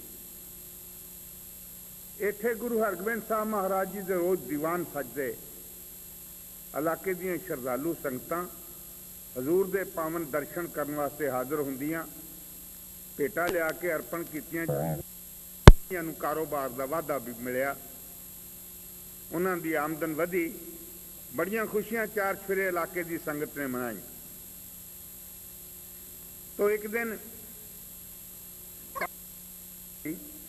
जिसनूं बचपन विच हजूर ने अपनी देख रेख विच लिया, इसकी पालना पोषणा की और इसकी पालना पोषणा ऐसे ढंग नाल की कि बड़ा कद काठ करके बहुत तकड़ा सूरमा, बड़ा शक्तिवान मनुख बनिया। और अमृतसर की पहली जंग जिहड़ी मुखलिस खान ने गुरु हरगोबिंद साहब नाल लड़ी, उस जंग विच पैंदे खान ने बड़ी बहादुरी के जौहर विखाए, जिस तो खुश होकर सतगुरु जी ने पैंदे खान नूं जरनैली की पदवी ते नियुक्त किया। आपनूं याद होवेगा कि अमृतसर की जंग के पिछों कुछ पैंदे खान के मन में हंकार भी हो गया। मन में सोचन लग पाया कि जे मैं किते अमृतसर की जंग विचों गैर हाजिर हुंदा, अमृतसर की जंग गुरु हरगोबिंद साहब नहीं सी जित सकते। अंदर का संकल्प, अंदर की बात गुरु को प्रगट होनों ना रह सकी। इस वास्ते गुरुदेव ने उस तो पिछों जिन्नियां लड़ाइयां दो हजूर ने होर लड़ियां, हरगोबिंदपुरे की लड़ाई लड़ी और महाराज की लड़ाई कांगड़ के लागे लड़ी, इन्हां दोवां विच पैंदे खान नूं नहीं बुलाया गया। पैंदे खान अपने घर विच ही रहा, फौजां दा जरनैल होवे, मैदानी जंग में फौजां उतरियां होण, जरनैल घर बैठा होवे, मालिक उसनूं बुलाए ना। पैंदे खान ने सोचा मेरी तो बेइज्जती इस गल विच, उन्हें अपनी हेठी समझी। जदों गुरु हरगोबिंद साहब महाराज जी ने इन्हां जंगां दे जेतू जरनैलां नूं सन्मान दिता, रुतबे दिते, मान सत्कार मिलिया, पैंदे खान ने मन में सोचा कि जे किते मैनू गुरु हरगोबिंद साहब ने इन्हां जंगां में सद्या हुंदा, अज गुरु के दरबार में मैनू भी इज्जत मान सन्मान मिलना। रह गया हाँ मैं इस तो वांझा। ਇਹਦਾ गिला एक दिन उन्होंने बाबा बिधि चंद नाल कीता कि बिधि चंद जी वेखो सतगुरां नूं इउं नहीं सी करना चाहिए। गुरुदेव ने इस खादम नूं याद नहीं किया, जे किते मैनूं सद दे, गुरु हरगोबिंद साहब महाराज जी नूं आप मैदाने जंग विच तलवार लैके जाण दी लोड़ नहीं सी पैनी। मैनूं अफसोस है कि मेरी बहादुरी किसी काम नहीं आई। मैं अपने मालिक नूं उन्हां विपता दे संकट वाले दिनों में साथ नहीं दे सकिया, सेवा नहीं कर सकिया। पता नहीं सतगुरु जी ने जानबूझ के यूं किया है। ऐसियां गल्लां भाई बिधि चंद को अपने गिले दियां, अपने रोसे दियां पैंदे खाने करनियां शुरू कीतियां।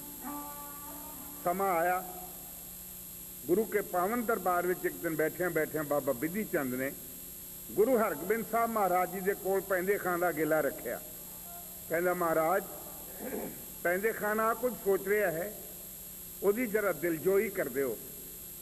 गरीब नवाज ने पैंदे खान दरबार में सद्या, आख्या पैंदे खान तो को बिधि चंद नाल अपने गिले की गल की सी? हाँ सच्चे पातशाह, जरूर जे तुसीं मैनूं याद करदे तो मैं आ सेवा विच हाज़र हुंदा, कोई कारनामे करके विखाउंदा, हजूर दीयां खुशियां लैंदा ते सतगुरु सच्चे पातशाह के पावन दरबार में पहुँच के ਪੈਂਦੇ ਖਾਂ ਕਰਤਾਰਪੁਰ ਦੀ ਜੂਹ ਵਿੱਚ ਹਜ਼ੂਰ ਦੇ ਸਾਹਮਣੇ ਆਪਣੇ ਦਿਲ ਦੀ ਬਾਤ ਇਉਂ ਕਹਿ ਰਿਹਾ ਸੀ।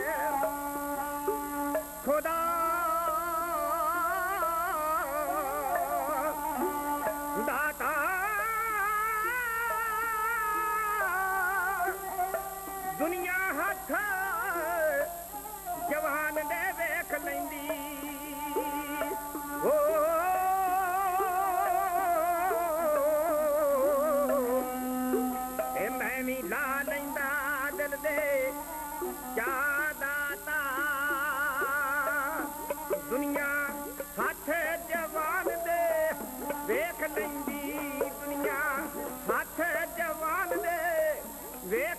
ਲੈਂਦੀ ਮੈਂ ਵੀ ਲਾ ਲੈਂਦਾ ਦਿਲ ਦੇ ਚਾਹ ਦਾਤਾ ਓ ਦੁਨੀਆ ਹੱਥ ਜਵਾਨ ਦੇ ਵੇਖ ਲੈਂਦੀ ਹਾਂ ਵੇਖ ਲੈਂਦੀ ਦੁਨੀਆ ਹੱਥ ਜਵਾਨ ਦੇ ਵੇਖ ਲੈਂਦੀ ਮੈਂ ਵੀ ਲਾ ਲੈਂਦਾ ਦਿਲ ਦੇ ਚਾਹ ਦਾਤਾ ਲੜਨਾ ਕਿਉਂ ਹਜ਼ੂਰ ਨੂੰ ਆਪ ਪੈਂਦਾ ਲੜਨਾ ਕਿਉਂ ਹਜ਼ੂਰ ਨੂੰ ਆਪ ਪੈਂਦਾ ਹੱਥ ਤੀਰ ਤਲਵਾਰ ਉਠਾ ਦਾਤਾ ਲੜਨਾ ਕਿਉਂ ਹਜ਼ੂਰ ਨੂੰ ਆਪ ਪੈਂਦਾ ਲੜਨਾ ਕਿਉਂ ਹਜ਼ੂਰ ਨੂੰ ਆਪ ਪੈਂਦਾ ਹੱਥ ਤੀਰ ਤਲਵਾਰ ਉਠਾ ਦਾਤਾ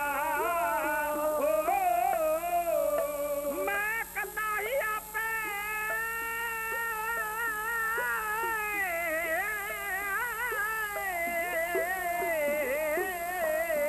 ਮੈਂ ਕੱਲਾ ਹੀ ਆਪੇ ਨਜਿੱਠ ਲੈਂਦਾ ਮੈਂ ਕੱਲਾ ਹੀ ਆਪੇ ਨਜਿੱਠ ਲੈਂਦਾ ਦਿੰਦਾ ਪੂਰਾਂ ਦੇ ਪੂਰਾ ਖਪਾ ਦਾਤਾ ਮੈਂ ਤੇ ਕੱਲਾ ਹੀ ਆਪੇ ਨਜਿੱਠ ਲੈਂਦਾ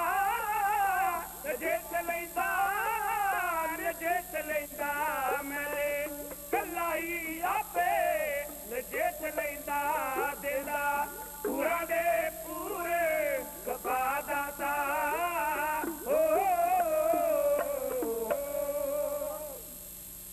ਸਿੱਖ ਇਤਿਹਾਸ ਨੂੰ ਪੜ੍ਹਦੇ ਹਾਂ ਕਈ ਵਾਰ ਅਜਿਹੇ ਪੱਤਰੇ ਉਥੱਲਣੇ ਪੈਂਦੇ ਹਨ ਜਿਨ੍ਹਾਂ ਵਿੱਚੋਂ ਕਦੇ-ਕਦੇ ਕੁਝ ਸਿੱਖਾਂ ਨੂੰ ਵੀ ਹੰਕਾਰ ਹੋਇਆ ਤੇ ਉਹ ਹੰਕਾਰ ਸਤਿਗੁਰਾਂ ਕੋਲ ਪ੍ਰਗਟ ਹੋ ਗਿਆ।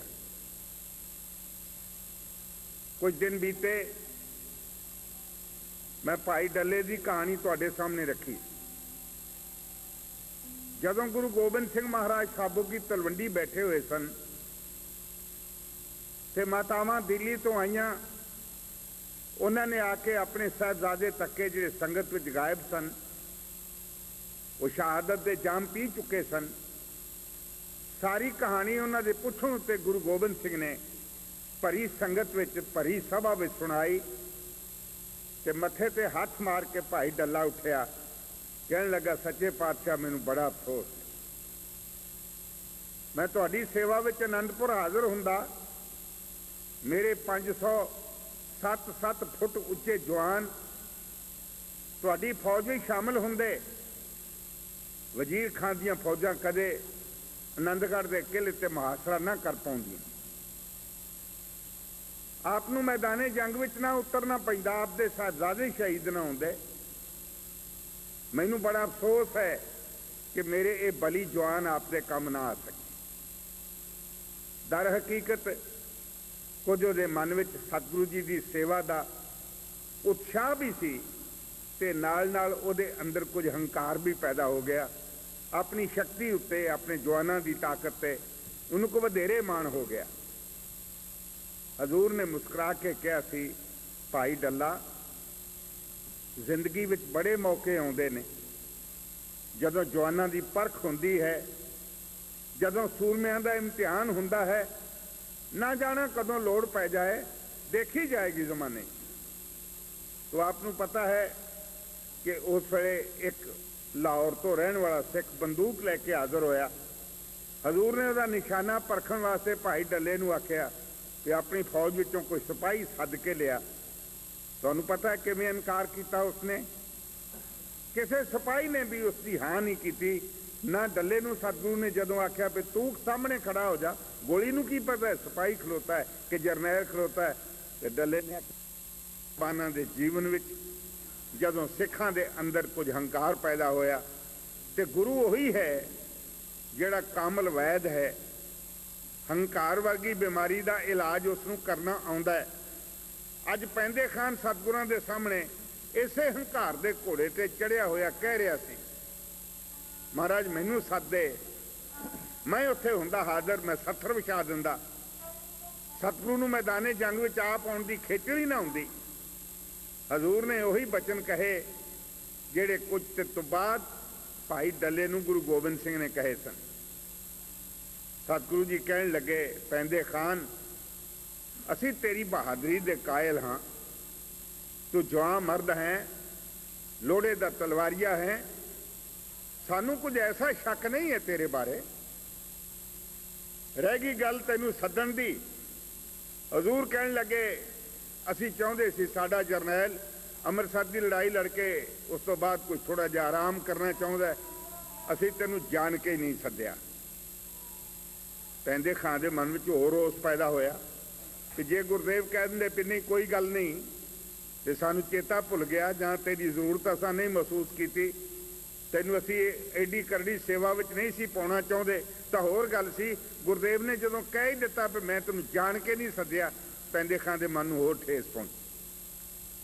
ਮਹਾਰਾਜ ਕਹਿਣ ਲੱਗੇ, ਕੋਈ ਨਹੀਂ ਪੈਂਦੇ ਖਾਨ, ਧੀਰਜ ਕਰੋ। ਪਤਾ ਨਹੀਂ ਸਤਿਗੁਰੂ ਨੂੰ ਕੀ ਮਨਜ਼ੂਰ ਹੈ। ਆਉਣ ਵਾਲੇ ਕੱਲ ਦਾ ਕਿਸੇ ਨੂੰ ਕੋਈ ਪਤਾ ਨਹੀਂ ਪੈਂਦੇ ਖਾਨ, ਕਦੇ ਵੀ ਜ਼ਰੂਰਤ ਪੈ ਸਕਦੀ ਹੈ ਮਰਦਾਂ ਦੀ ਪਰਖ ਦੀ। ਠੀਕ ਹੈ, ਤੁਸੀਂ ਆਰਾਮ ਕਰੋ, ਜਿਵੇਂ ਸਤਿਗੁਰੂ ਨੂੰ ਮਨਜ਼ੂਰ ਹੋਇਆ, ਜਿਵੇਂ ਪਰਮੇਸ਼ਰ ਨੂੰ ਭਾਇਆ। ਸਮਾਂ ਆਏਗਾ ਔਰ ਉਸ ਸਮੇਂ ਵਿੱਚ ਇਹ ਬਹਾਦਰੀਆਂ ਪਾਖੀਆਂ ਜਾਣਗੀਆਂ। ਇਹਨਾਂ ਦਿਨਾਂ ਵਿੱਚ ਵਿਸਾਖੀ ਦਾ ਪੁਰਬ ਨੇੜੇ ਆ ਰਿਹਾ ਸੀ। ਆਪ ਨੂੰ ਮੈਂ ਅਰਜ਼ ਕਰਦੇ ਹਾਂ, ਗੁਰੂ ਨਾਨਕ ਦੇਵ ਮਹਾਰਾਜ ਜੀ ਤੋਂ ਲੈ ਕੇ ਸਾਹਿਬ ਗੁਰੂ ਗੋਬਿੰਦ ਸਿੰਘ ਮਹਾਰਾਜ ਜੀ ਤੱਕ ਵਿਸਾਖੀਆਂ ਤੇ ਦੀਵਾਲੀਆਂ ਹਰ 6 ਮਹੀਨਿਆਂ ਬਾਅਦ ਆਉਣ ਵਾਲੇ ਇਹ ਦੋ ਵੱਡੇ ਉਤਸਵ, ਇਹ ਦੋ ਵੱਡੇ ਪੁਰਬ ਉੱਥੇ ਮਨਾਏ ਜਾਂਦੇ ਸੀ ਜਿੱਥੇ ਗੁਰੂ ਵਿਅਕਤੀ ਆਪ ਮੌਜੂਦ ਹੁੰਦੇ ਸੀ। ਪਹਿਲਾ ਮੇਲਾ ਵਿਸਾਖੀ ਦਾ ਗੋਇੰਦਵਾਲ ਸਾਹਿਬ ਵਿੱਚ ਗੁਰੂ ਅਮਰਦੇਵ ਪਾਤਸ਼ਾਹ ਨੇ ਲਵਾਇਆ। ਫਿਰ ਰਿਵਾਜ ਹੀ ਬਣ ਗਿਆ, ਜੇ ਸਤਿਗੁਰੂ ਜੀ ਗੋਇੰਦਵਾਲ ਵਿੱਚ ਹਨ ਤੇ ਵਿਸਾਖੀ ਦਾ ਪੁਰਬ ਉੱਥੇ, ਜੇ ਗੁਰੂ ਰਾਮਦਾਸ ਜੀ ਅੰਮ੍ਰਿਤਸਰ ਵਿੱਚ ਹਨ ਤੇ ਵਿਸਾਖੀ ਤੇ ਦੀਵਾਲੀਆਂ ਉੱਥੇ। ਇਸ ਤਰ੍ਹਾਂ ਤਰਤੀਬਵਾਰ ਗੱਲ ਚੱਲਦੀ ਰਹੀ, ਕਿਉਂਕਿ ਗੁਰੂ ਹਰਗੋਬਿੰਦ ਸਾਹਿਬ ਮਹਾਰਾਜ ਉਸ ਵੇਲੇ ਦੁਆਬੇ ਦੀ ਧਰਤੀ ਵਿੱਚ ਕਰਤਾਰਪੁਰ ਦੀ ਧਰਤੀ ਨੂੰ ਭਾਗ ਲਾ ਰਹੇ ਸਨ। ਇਸ ਵਾਸਤੇ ਸਾਰੇ ਪੰਥ ਨੇ ਵਿਸਾਖੀ ਗੁਰੂ ਚਰਨਾਂ ਵਿੱਚ ਆ ਕੇ ਉੱਥੇ ਮਨਾਉਣੀ। ਤਿਆਰੀਆਂ ਹੋਈਆਂ, ਉਹਨਾਂ ਆਈਆਂ ਹੋਈਆਂ ਸੰਗਤਾਂ ਨੂੰ ਆਰਾਮ ਦੇਣ ਵਾਸਤੇ ਉਹਨਾਂ ਦੇ ਪ੍ਰਬੰਧ ਕੀਤੇ ਗਏ। ਉਹਨਾਂ ਦੇ ਲੰਗਰ ਪਾਣੀ ਦੀ ਸੇਵਾਦਾਰਾਂ ਨੂੰ ਵੰਡ ਕੇ ਗੁਰਦੇਵ ਨੇ ਥਾਂ ਥਾਈਂ ਸਾਰੇ ਪ੍ਰਬੰਧ ਮੁਕੰਮਲ ਕਰ ਦਿੱਤੇ। ਉਹ ਦਿਨ ਨਜ਼ਦੀਕ ਆਇਆ, ਸੰਗਤਾਂ ਦੂਰ ਦਰਾਜ਼ ਤੋਂ ਸਤਿਗੁਰਾਂ ਦੇ ਦਰਸ਼ਨ ਕਰਨ ਵਾਸਤੇ ਹਾਜ਼ਰ ਹੋਣ ਲੱਗੀਆਂ ਤੇ ਉਹਨਾਂ ਵਿੱਚ ਇੱਕ ਦਿਨ ਇੱਕ ਸੌਦਾਗਰ ਜਿਸ ਦਾ ਨਾਂ ਚਿੱਤਰ ਸੈਨ ਹੈ, ਉਹ ਵੀ ਹਾਜ਼ਰ ਹੋਇਆ। ਸਤਿਗੁਰਾਂ ਦੇ ਸਨਮੁਖ ਹੋ ਕੇ ਉਸਨੇ ਦੋਵੇਂ ਹੱਥ ਜੋੜ ਕੇ ਚਰਨਾਂ ਤੇ ਸੀਸ ਰੱਖਿਆ। 500 ਮੋਹਰ ਸਤਿਗੁਰੂ ਦੇ ਅਰਪਣ ਕੀਤੀ। ਇੱਕ ਚਿੱਟਾ ਬਾਜ, ਇੱਕ ਸਤਿਗੁਰੂ ਜੀ ਵਾਸਤੇ ਅਤੀ ਸੁੰਦਰ ਪੁਸ਼ਾਕ, ਇੱਕ ਤਲਵਾਰ ਖੰਡਾ, ਇਹੋ ਜਿਹੀਆਂ ਵਸਤੂਆਂ, ਇੱਕ ਸੁੰਦਰ ਘੋੜਾ ਸਾਹਿਬ ਗੁਰੂ ਹਰਗੋਬਿੰਦ ਸਾਹਿਬ ਮਹਾਰਾਜ ਜੀ ਦੇ ਅਰਪਣ ਕੀਤਾ ਚਿੱਤਰ ਸੈਨ ਨੇ। ਹਜ਼ੂਰ ਨੇ ਉਸ ਨੂੰ ਅਸ਼ੀਰਵਾਦ ਦਿੱਤੀ, ਚਿੱਤਰ ਸੈਨ ਤੇਰੀ ਸੇਵਾ ਸਾਹਿਬ ਗੁਰੂ ਨਾਨਕ ਦੇ ਦਰ ਤੇ ਪ੍ਰਵਾਨ ਹੋਵੇ। ਇਸ ਤੋਂ ਬਾਅਦ ਉਹਨਾਂ ਨੇ ਉਹ ਚਿੱਟਾ ਬਾਜ ਬਾਬਾ ਗੁਰਦਿੱਤਾ ਜੀ ਨੂੰ ਦੇ ਦਿੱਤਾ। 500 ਮੋਹਰ ਉਹਨਾਂ ਨੇ ਆਪਣੇ ਗੁਰੂ ਕੇ ਖਜ਼ਾਨੇ ਵਿੱਚ ਦਾਖਲ ਕਰ ਦਿੱਤੀ। ਜਿਹੜੀਆਂ ਬਾਕੀ ਚੀਜ਼ਾਂ ਬਚੀਆਂ ਸਨ, ਤਲਵਾਰ, ਘੋੜਾ, ਪੁਸ਼ਾਕ, ਸਾਹਿਬ ਗੁਰੂ ਹਰਗੋਬਿੰਦ ਸਾਹਿਬ ਮਹਾਰਾਜ ਜੀ ਨੇ ਆਪਣੇ ਜਰਨੈਲ ਪੈਂਦੇ ਖਾਨ ਨੂੰ ਉਹ ਚੀਜ਼ਾਂ ਦੇ ਦਿੱਤੀਆਂ ਵੀ ਪੈਂਦੇ ਖਾਨ ਦਾ ਗਿਲਾ ਵੀ ਕੁਝ ਦੂਰ ਹੋ ਜਾਏ। ਵਸਤੂਆਂ ਲੈ ਕੇ ਪੈਂਦੇ ਖਾਨ ਬੜਾ ਖੁਸ਼ ਹੋਇਆ। ਆਖਿਆ, ਆਖਰਕਾਰ ਆਪ ਮੀਰੀ ਪੀਰੀ ਦੇ ਮਾਲਿਕ, ਯੋਧਿਆਂ ਦੇ ਪਾਰਖੂ ਹੋ। ਆਪ ਮੇਰੀ ਕੀਤੀ ਹੋਈ ਸੇਵਾ ਦੀ ਕਦਰ ਪਾ ਰਹੇ ਹੋ। ਸਤਿਗੁਰੂ ਸੱਚੇ ਪਾਤਸ਼ਾਹ ਆਪ ਦਾ ਖਾਦਮ, ਆਪ ਦਾ ਗੁਲਾਮ, ਆਪ ਜੀ ਦਾ ਸ਼ੁਕਰਗੁਜ਼ਾਰ ਹੈ। ਜਦੋਂ ਇਹ ਚੀਜ਼ਾਂ ਲੈ ਕੇ ਪੈਂਦੇ ਖਾਨ ਤੁਰ ਲੱਗਾ, ਸਤਿਗੁਰੂ ਜੀ ਨੇ ਕਿਹਾ, ਸੁਣ ਪੈਂਦੇ ਖਾਨ, ਤੂੰ ਸਿੱਖ ਫੌਜਾਂ ਦਾ ਕਮਾਂਡਰ ਹੈ ਤੇ ਕਮਾਂਡਰ ਕੋਲ ਚੰਗਾ ਘੋੜਾ ਚਾਹੀਦਾ, ਚੰਗੀ ਤਲਵਾਰ ਚਾਹੀਦੀ ਹੈ, ਚੰਗਾ ਪੁਸ਼ਾਕਾ ਚਾਹੀਦਾ ਹੈ। ਇਸ ਵਾਸਤੇ ਜੋ ਵਸਤੂਆਂ ਤੈਨੂੰ ਦਿੱਤੀਆਂ ਨੇ, ਇਹ ਪਾ ਕੇ ਪਹਿਨ ਕੇ ਦਰਬਾਰ ਵਿੱਚ ਹਾਜ਼ਰ ਹੋਇਆ ਕਰ। ਅਸੀਂ ਤੈਨੂੰ ਵੇਖ ਕੇ ਖੁਸ਼ ਹੋਵਾਂਗੇ। ਸਿੱਖ ਸੰਗਤਾਂ ਵਿੱਚ ਬੈਠਾ ਹੋਇਆ ਤੂੰ ਪਛਾਣਿਆ ਜਾਏ। कि गुरु हरगोबिंद साहब दियां फौजां दा जरनैल पैंदे खां बैठा है। सतगुरु जी ने कहा पैंदे खां ने चीज़ां गाह नहीं किसी नूं देणियां, साडी ये हदायत है। पैंदे खां ने गरीब नवाज के चरणों से मत्था टेक के बचन किया, पातशाह ये खादम आपनियां इन्हां चीज़ों नूं अगाह क्यों देवेगा? मेरे धन भाग के आपने ये सेवा मेरी प्रवान करदियां होयां ये मैनूं नवाजिश की है, मेरे ते कृपा दृष्टि की है। आप वालों मिली हुई सगात मैं धन भाग समझ के आप दे हुक्म के मुताबिक पहनिया करांगा।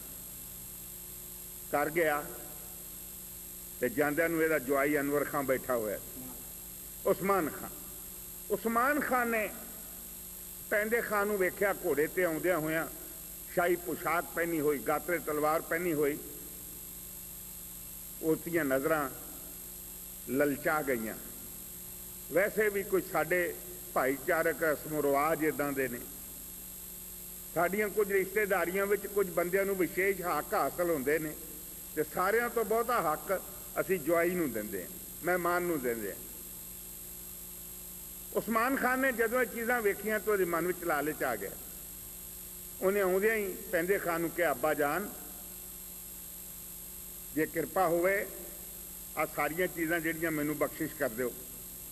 पैंदे खान ने कहा, बेटा मीरी पीरी वाले मालिक सतगुरु ने चीज़ां मैनूं जात वास्ते दित्तियां ने, आग्या की है कि मैं पहन के दरबार में हाजिर होया करा, इस वास्ते ये चीज़ां मैं तैनूं नहीं दे सकता। पैंदे खान की गल सुन के उस वे तो उस्मान खां चुप कर गया। लेकिन जदों पैंदे खां घरों बाहर गया, उस्मान खान ने पैंदे खान की बेगम नूं यानी अपनी सस नूं ये गल कही कि मां जां तां चीज़ां मैनूं दे दिओ, नहीं तो मैं तेरे सामने कटारी मार के आत्म हत्या कर लवां। बेचारी इस दिते हुए रोब दे अगे, इस डरावे दे अगे पैंदे खान की बेगम खलो ना सकी। उन्हें आख्या, तू बेटा आत्म हत्या ना कर, ये चीज़ां तू लै जा, मैं आपे नजिठ लवांगी। जदों नवाब साहब आउणगे, जरनैल साहब आउणगे, मैनूं ही गुस्से होणगे ना, मैं सह लवांगी तेरे बदले। वो चीज़ां लैके उहदा जवाई चला गया। जदों पैंदे खां ने घर आके वेख्या वो चीज़ां नहीं, वो घर लड़िया। अपनी बेगम नूं ने बुरा भला कहा। बेगम ने अगों अथरू घेरदिआं जवाब दिता कि तुसीं की चाहुंदे सो कि मैं अपनियां अखां दे सामने अपनी धी नूं रंडी हुंदिआं वेख लवां, विधवा हुंदिआं सहार लवां? मुंडा मरण मारन ते आया सी, तुसीं नाराज़ क्यों हुंदे हो? गुरु समर्थ है, सतगुरु होर बख्शिश कर देणगे। गुरु घर विच किहड़ा घाटा पिया है घोड़ियां दा, गुरु घर विच किहड़ियां तलवारां ते पोशाकां है नहीं। पैंदे खां इस जवाब नूं सुन के ठंडा हो गया। अगला दिन चढ़िया, 2-4 होर दिन बीत गए। बाबा गुरदित्ता जी वो बाज लैके जिहड़ा चित्र सैन वालों सतगुरां नूं भेटा होया ते गुरदेव ने बाबा गुरदित्ता नूं देता, वो चिट्टा बाज लैके अपने कोई सिखां नूं नाल लैके बाबा गुरदित्ता जी शिकार खेडण चले गए। उस्मान खां भी किधरे उत्थे नेड़े तेड़े सी, वो भी शिकार खेड रहा। बाबा गुरदित्ते दा चिट्टा बाज उस्मान खां ने फड़ लिया। जिस वे घर लै आया, बाबा गुरदित्ता जी ने सेवक भेजे, उन्होंने आके उस्मान खान नूं आख्या, उस्मान खान बाज बाबे गुरदित्ते दा तेरे कोल है, दे दे। उन्हें कहा, मैनूं खुदा दी कसम है, मैं तो वेख्या भी नहीं। मुकर गया। जदों ये गल्लां हो गईयां, इस गल तो गुरु हरगोबिंद साहब महाराज जी ने वेख्या भी कई दिन हो गए ने पैंदे खान दरबार विच ही नहीं आउंदा। शर्मिंदा होया पैंदे खान किवें जावे गुरु के दर्शनां नूं, क्योंकि सतगुरु ने हदायत की सी भी आ चीज़ां जिहड़ियां तैनूं बख्शिश होईयां ने तू पहन के आउणा है। हुण ना घोड़ा सी, ना तलवार सी, ना पोशाक सी। पैंदे खान गया नहीं। हजूर ने सेवक भेज के मंगवाया पैंदे खान ते आउंदिआं सवाल किया, पैंदे खान जिहड़ियां बख्शिशां तैनूं गुरु दरों होईयां सन, तेरे कोल नहीं किते गांह तो नहीं दे दित्तियां किसे नूं? जे पैंदे खान को मौका मिलिया सी, जे उहदे अंदर कोई भावना हुंदी, गुरु प्रति शरधा ते प्यार हुंदा, सतगुरां दे चरनां विच सचो सच दस के मुआफ़ी मंग लैंदा। गुरु ने की आखना सी? सतगुरां ने वो विशाल हिरदे दे मालिक सन। लेकिन पैंदे खान ने आख्या, सच्चे पातशाह चीज़ां ते मेरे कोल ही ने, मैं नहीं किसी नूं दित्तियां। पर तुहाडा जदों हुक्म मिलिया उदों मैं घरों बाहर सी ते मैं क्या सरकार दे सामने छेती तो छेती जावां। जे मैं पोशाके पहनदा रहिंदा, घोड़ा कसदा रहिंदा, देर हो जानी सी। मैं हुक्म सुनदियां महाराज दौड़ा आया बाहरों ही ते उन्हां ही कपड़ियां विच आ गया जिहड़े मेरे कोल सन। सतगुरु जी ने फिर क्या, पैंदे खान सच बोलदा है? गुरदेव तां जानी जान सन, जो कुछ कहना ठीक है? कहंदा हाँ महाराज बिल्कुल सच है। हजूर ने फिर पूछया, पैंदे खान कोई हर्ज नहीं जे किसी नूं दे बैठा तो दस दे। कहंदा सच्चे पातशाह वार वार पुछ दिओ, मैं कोई झूठ बोलदा? गुरु हरगोबिंद साहब महाराज कहन लगे, पैंदे खान कि तू साडी सौं खा के कहना कि मैं वो चीज़ां गांह किसी नूं नहीं दित्तियां? पैंदे खान ने गुरु हरगोबिंद साहब महाराज जी के दरबार में झूठी सौं खा ली। सच्चे पातशाह तेरे कर्मां दी कदमां दी सुगंध है, मैं चीज़ां नहीं किसी नूं दित्तियां। सतगुरु जी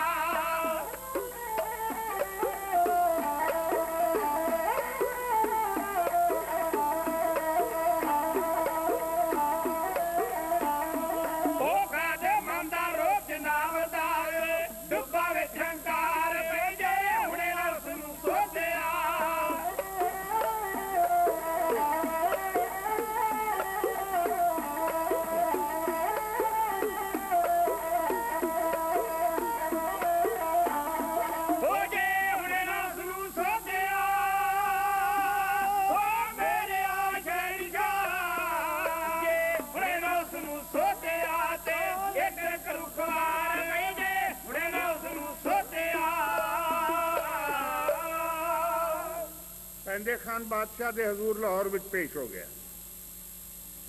वादे घाटे झूठ सच गंढ के शाहजहान नूं सारी गल कह सुनाई। जदों बंदे ने दूसरे की मदद लैनी होवे, दूजिया अर्थां विच किसे नूं वरतना होवे, अपने हित विच बंदा उहदी खुशामद भी करदा है ते उहदे विरोधी दे मूँह विचों ਉਹ ਗੱਲਾਂ ਜਿਹੜੀਆਂ ਉਹਨੇ ਨਹੀਂ ਕਹੀਆਂ ਹੁੰਦੀਆਂ ਉਹ ਵੀ ਦੂਸਰੇ ਨੂੰ ਜਾ ਕੇ ਸੁਣਾ ਦਿੰਦਾ ਹੈ। ਇਸੇ ਹੀ ਤਰ੍ਹਾਂ ਪੈਂਦੇ ਖਾਂ ਕਹਿ ਰਿਹਾ ਸੀ, ਗੁਰੂ ਹਰਗੋਬਿੰਦ ਸਾਹਿਬ ਮਹਾਰਾਜ ਜੀ ਦੇ ਕੋਲ ਮੈਂ ਨੌਕਰੀ ਕਰਦਾ ਰਿਹਾ ਜਾਂ ਪਨਾਹ। ਪਿਛਲੇ 6 ਮਹੀਨਿਆਂ ਦੀ ਤਨਖਾਹ ਗੁਰੂ ਨੇ ਮੇਰੀ ਮਾਰ ਲਈ ਔਰ ਮੈਂ ਜਦੋਂ ਜਾ ਕੇ ਦਰਬਾਰ ਵਿੱਚ ਮੰਗ ਕੀਤੀ ਕਿ ਮੇਰੀ 6 ਮਹੀਨਿਆਂ ਦੀ ਬਕਾਇਆ ਤਲਬ ਦਿੱਤੀ ਜਾਏ, ਗੁਰੂ ਹਰਗੋਬਿੰਦ ਸਾਹਿਬ ਮਹਾਰਾਜ ਨੇ ਧੱਕੇ ਮਾਰ ਕੇ ਮੈਨੂੰ ਦਰਬਾਰ ਵਿੱਚੋਂ ਕੱਢ ਦਿੱਤਾ। मैं जदों तुहाडा नाम लिया फिर मैं बादशाह को फरियाद करांगा, गुरु हरगोबिंद साहब ने कहा लाया तू जिस बादशाह नूं लियाउणा मैं उसनूं अगे भी आजमाया होया। पैंदे खान ने कहा मैनूं अफसोस, मैं खुदा की कसम खा के कहना शाहजहां ऐ बादशाह हिंद, जे अमृतसर की लड़ाई विच मैं तुहाडे खिलाफ ना लड़दा, गुरु की पक्ष विच खलो के लड़ाई ना लड़दा, अमृतसर की जित पहली जित तुहाडी हुंदी, फिर गुरु नूं हौसला ना पैंदा, वो बाकी दी जंगां लई कदे तैयार ना हुंदा। ते हुण जे तुसीं मेरी फरियाद प्रवान करो ते गुरु हरगोबिंद साहब महाराज जी के खिलाफ चढ़ाई करो, मैं नाल होवांगा। सूबेदार जलंधर ते इलाके दीआं होर धाड़ां चौधरीआं दीआं फौजां मुगल सरकार का साथ देणगीआं। असीं गुरु हरगोबिंद साहब महाराज जी नूं पकड़ के हजूर दे पेश करांगे। ਅੱਗ ਲੱਗ ਉੱਠੀ ਸ਼ਾਹਜਹਾਨ ਨੂੰ, ਕਾਲੇ ਖਾਨ ਨੂੰ ਸੱਦ ਕੇ ਗੁਰੂ ਹਰਗੋਬਿੰਦ ਸਾਹਿਬ ਦੇ ਖਿਲਾਫ ਚੜ੍ਹਾਈ ਕਰਨ ਦਾ ਹੁਕਮ ਇਉਂ ਦਿੱਤਾ ਜੀ।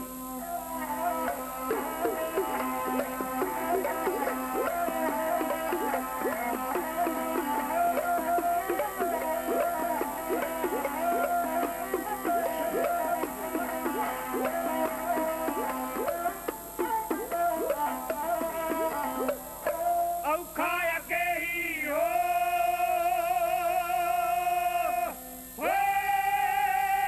ਜਦ ਖੇਡ ਲੈ ਮਾਰ ਲੈ ਮੌਤ ਉਡੀਕਦੀ ਹੋ ਸਿਰ ਤੇ ਤੂਗਦੀ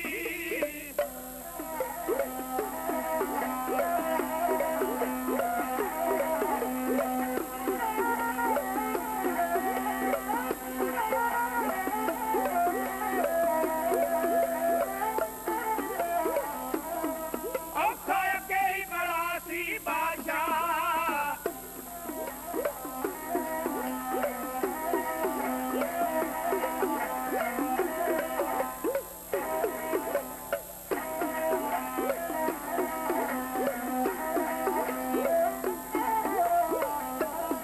ਉਦੋਗਤਾ ਪਹਿਲੇ ਖਾਨ ਬਣਕਾ ਮਨ ਲਾਤਾ ਗਿਆਰਾਂ ਵਿੱਚੋਂ ਕੱਢੀਆਂ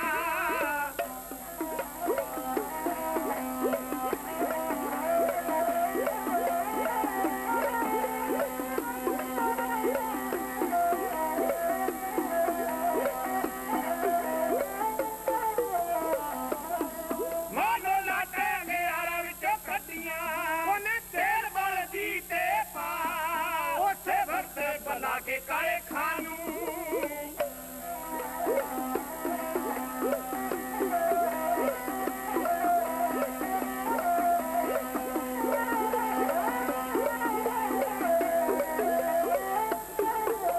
ਉਸੇ ਵਕਤ ਬੁਲਾ ਕੇ ਕਾਲੇ ਖਾਨ ਨੂੰ ਦਿੱਤਾ ਬਾਦਸ਼ਾਹ ਨੇ ਹੁਕਮ ਸੁਣਾ ਮੇਰੀ ਪੀਰੀਆ ਹੋ ਓਏ ਮੇਰੀ ਪੀਰੀ ਦਾ ਜੋ ਮਾਲਕ ਸਲਾਮ ਦਾ ਮੇਰੇ ਕੋਲ ਉਹਨੂੰ ਬੰਨ ਕੇ ਲਿਆ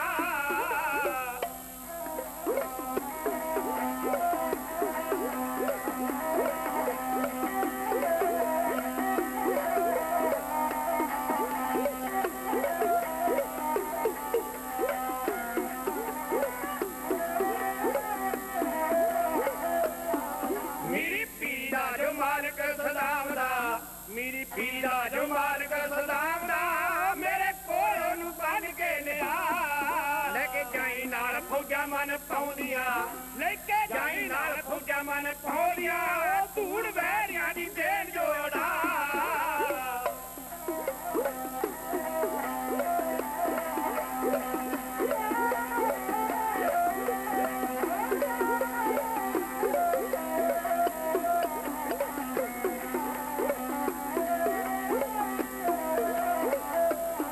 ਲੈ ਕੇ ਜਾਈ ਨਾਲ ਫੌਜਾਂ ਮਨ ਪਾਉਂਦੀਆਂ ਲੈ ਕੇ ਜਾਈ ਨਾਲ ਫੌਜਾਂ ਮਨ ਪਾਉਂਦੀਆਂ ਧੂੜ ਵਹਿਰਿਆਂ ਦੀ ਦੇਣ ਜੋੜਾ ਅੱਗੇ ਮਾਰੇ ਉਹਨੇ ਮੇਰੇ ਕਈ ਸੂਰਮੇ ਅੱਗੇ ਮਾਰੇ ਉਹਨੇ ਮੇਰੇ ਕਈ ਸੂਰਮੇ ਉਹ ਦਿੱਤੇ ਪੂਰਾਂ ਦੇ ਪੂਰੇ ਖਪਾ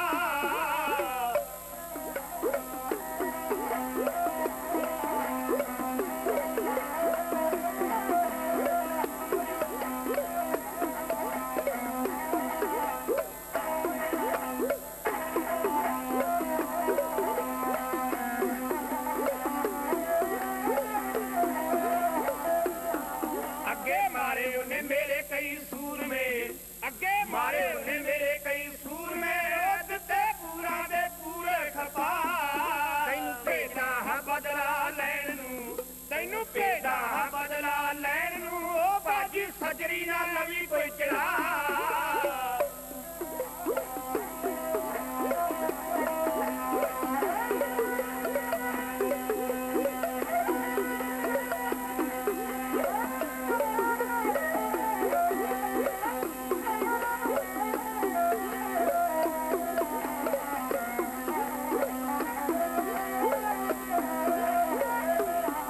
ਤੈਨੂੰ ਭੇਜਦਾ ਹਾਂ ਬਦਲਾ ਲੈਣ ਨੂੰ ਤੈਨੂੰ ਭੇਜਦਾ ਹਾਂ ਬਦਲਾ ਲੈਣ ਨੂੰ ਉਹ ਬਾਜੀ ਸਜਰੀ ਨਾਲ ਲਵੀ ਕੋਈ ਚੜਾ ਰਾਜੀ ਹੋ ਮੇਰਾ ਦਿਲ ਤਦ ਯੋਧਿਆ ਰਾਜੀ ਹੋ ਮੇਰਾ ਦਿਲ ਤਨ ਯੋਧਿਆ ਭੇਡਾ ਤਰੇ ਸਿਰ ਵੈਰੀ ਦਾ ਲਿਆ ਯਾਦ ਰਹਿੰਦੀਆਂ ਯੋਧਿਆ ਤੇਰੀਆਂ ਹਾਜੀ ਹਾਂ ਵਰਤੀਆਂ ਬਾਦਸ਼ਾਹੀ ਫਰਮਾਨ ਮਿਲਣ ਦੀ ਦੇਰ ਸੀ। ਕਾਲੇ ਖਾਂ ਜੰਗੀ ਤਿਆਰੀਆਂ ਵਿੱਚ ਰੁੱਝ ਗਿਆ। ਫਿਰ ਕਿਵੇਂ ਜੰਗ ਹੋਇਆ? ਬੜਾ ਭਿਆਨਕ ਜੰਗ। ਗੁਰੂ ਹਰਗੋਬਿੰਦ ਸਾਹਿਬ ਮਹਾਰਾਜ ਮੈਦਾਨੇ ਜੰਗ ਵਿੱਚ ਆਪ ਉਤਰਨੇ। ਸੱਚੀ ਸਰਕਾਰ ਆਪ ਮੈਦਾਨੇ ਜੰਗ ਵਿੱਚ ਲੜੇਗੀ। ਕੱਲ ਨੂੰ ਤੁਹਾਡੇ ਸਾਹਮਣੇ ਇਹਦਾ ਬਾਕੀ ਰਹਿੰਦਾ ਹਿੱਸਾ ਬਿਆਨ ਕਰਨ ਦੀ ਕੋਸ਼ਿਸ਼ ਕਰਾਂਗੇ। ਇੱਕ ਬੇਨਤੀ ਮੈਂ ਕਰਦੇ ਹਾਂ, ਉਹ ਇਹ ਹੈ ਕਿ ਆਉਣ ਵਾਲੇ ਐਤਵਾਰ ਤੋਂ ਸਿੱਖ ਰਾਜ ਕਿਵੇਂ ਗਿਆ। ਲਹੂ ਭਰਿਆ ਇਤਿਹਾਸ ਹੈ ਸਾਡਾ, ਔਰ ਉਹਨੂੰ ਕਹਿਣ ਵਾਸਤੇ ਵੀ ਪੱਥਰ ਦਾ ਦਿਲ ਚਾਹੀਦਾ ਤੇ ਸੁਣਨ ਵਾਸਤੇ ਵੀ ਕੁਝ ਜੇਰਾ ਚਾਹੀਦਾ।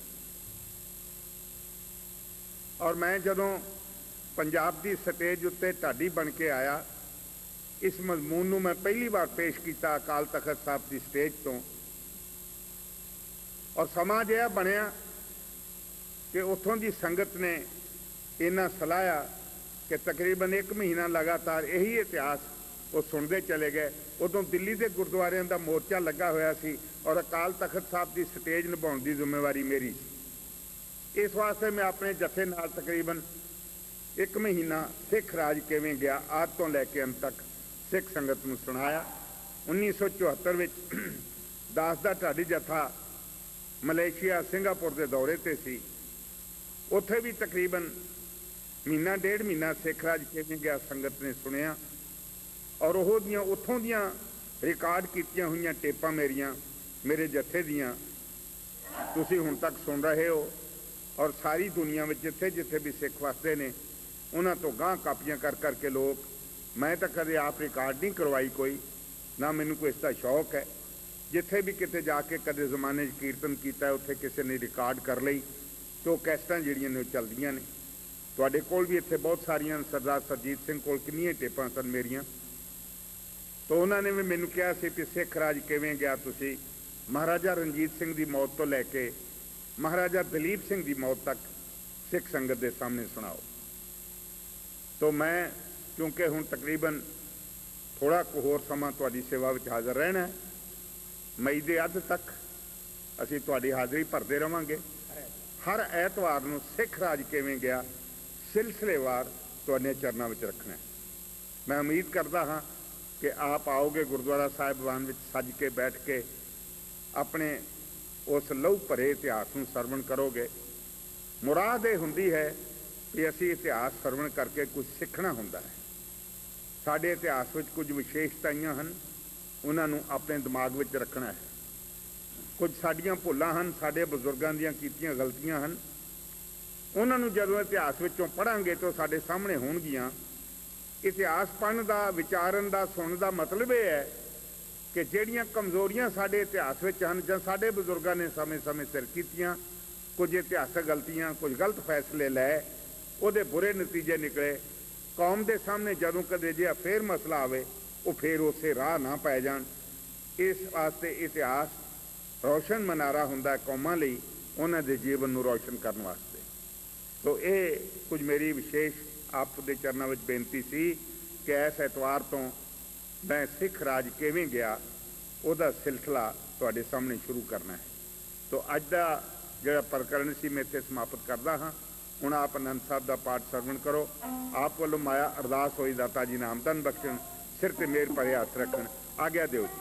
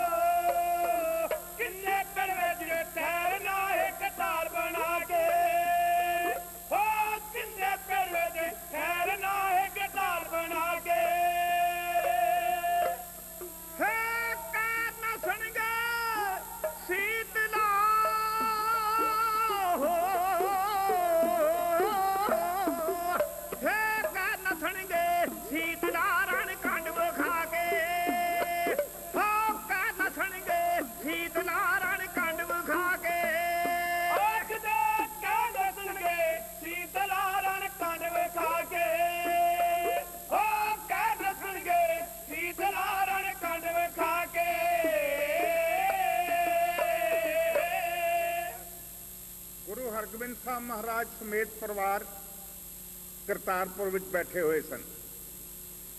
दुश्मन कुछ मीलों की विथ उत्ते 75,000 फौज लैके हमला करने वास्ते तैयारियां कर रहा था। जिवें मैं पहला अर्ज किया कि सिखी का विरोध गुरु घरों ही शुरू होया, तो साहब गुरु हरगोबिंद साहब महाराज जी का पोतरा बाबा धीर मल साहब गुरु हरगोबिंद साहब के बड़े सपुत्र बाबे गुरदित्ते जी का पुत्र, ਉਹਦੇ मन में एक पाप पड़ रहा सी। लालच सी कि छेती तो छेती एक गुरता गद्दी मैनू प्राप्त हो। उसने इस जंग नूं अपने लिए शुभ सगन समझिया। ਉਹਦੀ सोच सी इस जंग विच जे बाबा गुरु हरगोबिंद साहब ते पिता उन्हां दा बाबा गुरदित्ता जी शहीद हो जाण ते वड्डे पुत्र दा वड्डा पुत्र होण दे नाते गुरता गद्दी अपने आप ही मेरे को आ जाएगी। इस वास्ते उसने सोची कुछ भैड़े मसंद जिहड़े इस सोच के मालिक सन, उन्होंने धीर मल के विचारों नूं सहमति देंदियां होए आख्या कि सानू ऐसा तरीका अख्तियार करना चाहिए जिन गुरु हरगोबिंद साहब मुगलई फौजां का मुकाबला ना कर सकन, गुरु हरगोबिंद साहब शहीद हो जान, हार हो जाए, तेरे वास्ते राह पद्धर हो जाएगा। तीरमल के कहे ते तीरमल के बने प्रोग्राम अनुसार उन्हें खोटी नीत वालियां ने एक चिट्ठी लिखी, क्योंकि पैंदे खान गुरु हरगोबिंद साहब महाराज जी का कई सालों तो चलिया आ रहा सेवक सी। अज वो बेईमान हो गया, अज वो किरत कन हो गया तो वक्री गल है, लेकिन बाबा धीरमल जी पैंदे खान नूं अपने घर का नौकर समझ के बहुत देर तो उहदे नाल जानते सन, जान पछाण सी। एक चिट्ठी लिखी पैंदे खान, उस चिट्ठी विच लिखिया कि पैंदे खान गुरु हरगोबिंद साहब महाराज जी कोल फौज बहुती नहीं, तुसीं हौसला ना हारियो ते अचेत पए है भी तुसीं गुरु साहब ते हमला करियो। एक जरूरी अनाउंसमेंट का चेता आया, मैनूं याद करवाया। वो मेरे अपने जथे बारे है साध संगत जी कि आ रहे एतवार नूं परसों तो भाव असी एक मजमून जिहड़ा किसी जमाने मेरा मास्टर पीस रहा है, सिख राज किवें गया, वो असी एतवार तो प्रारंभ कर रहे हैं। जिन्ना भी समा बाकी दा बचा तुहाडी सेवा विच हाज़र रहे, उस मजमून नूं तुहाडे सामने लगातार सिलसिलेवार पेश करते रहांगे। हर एतवार नूं वो मजमून जिथों छड्डिया जाएगा उतों प्रारंभ किया जाएगा। ये भी फैसला असां सोच के इसलिए किया है क्योंकि बाकी दे दिनों में गुरु संगत सारी दी सारी या बहुती संगत गुरु घर नहीं आ सकती कम्मां काजां की वजह करके, तो एतवार नूं बहुती संगत आउंदी है। असीं चाहुंदे हां इतिहासक मैसेज ये साडे बजुर्गों के कुछ कारनामे, कुछ उन्हां दीयां विशेषताइयां, कुछ कमजोरियां, कुछ गलतियां जो इतिहास के पन्नियां उत्ते मौजूद ने, जिथे असां गलती खाधी है, जिथे असीं किसी वजह करके किसी पॉलिसी का शिकार होए हैं, उहदे सिटे च निकले, वो सारा कुछ इस इतिहास में आएगा। सिख राज किवें गया वो तुहाडे सामने असीं इस एतवार नूं शुरू कर रहे हैं। एक जरूरी अनाउंसमेंट सी जो मैनूं याद करवाया गुरसिख ने, मैं उन्हां दा धन्नवादी हां। सरवण करना जी, चिट्ठी लिखी बाबे धीरमल ने पैंदे खान नूं कि पैंदे खान तकड़ी फोर्स लैके अद्धी रात नूं गुरु हरगोबिंद साहब ते हमलावर होना।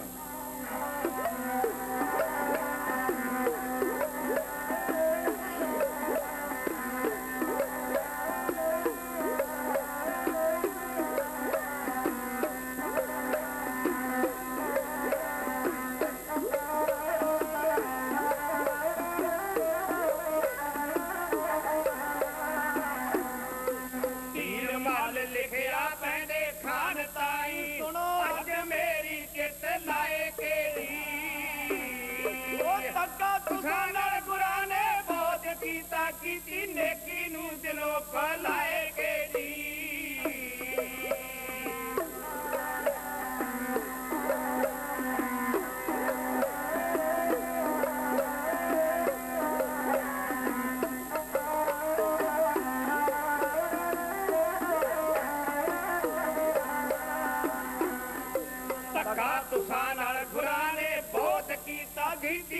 नेकी नू दिलों पलाए के दी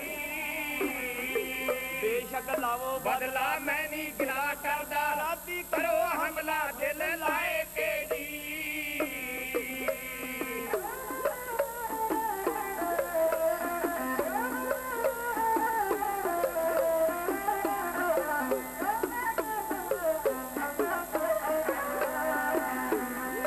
बेशक लवो बदला मैं नहीं गिला करदा राती करो हमला दिल लाए के दी ओ मर्द सोई मोड़े बाजी सजरी जो जीवन कह रही अरख गवाए के दी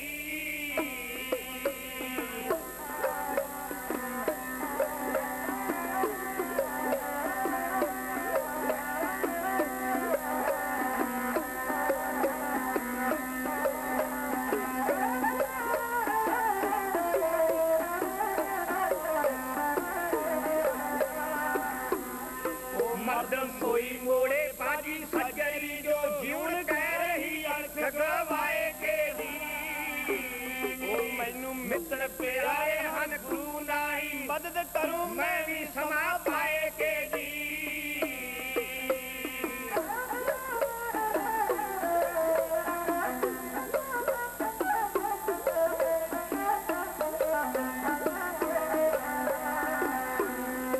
मैनू मित्र प्यारे हन गुरु नाही मदद करूं मैं भी समा पाए के दी पक्ष बारदा सच्ची दोस्ती दा दसा भेद दी गल समझ आए के दी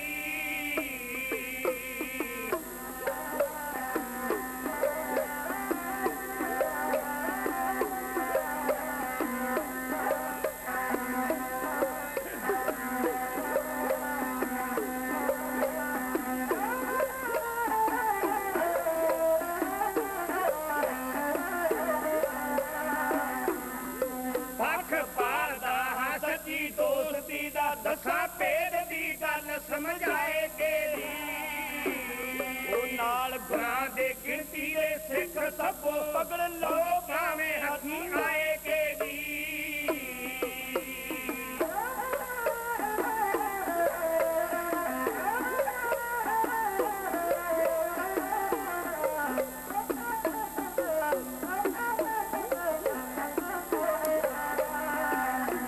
ओ बदला लिया है किसे ने कहू दुनिया मर्दा वांगर हाथे गए उठाए के दी ओ नाले जस जहान दे विच खटो पदवी बादशाह तो पावो जाए के दी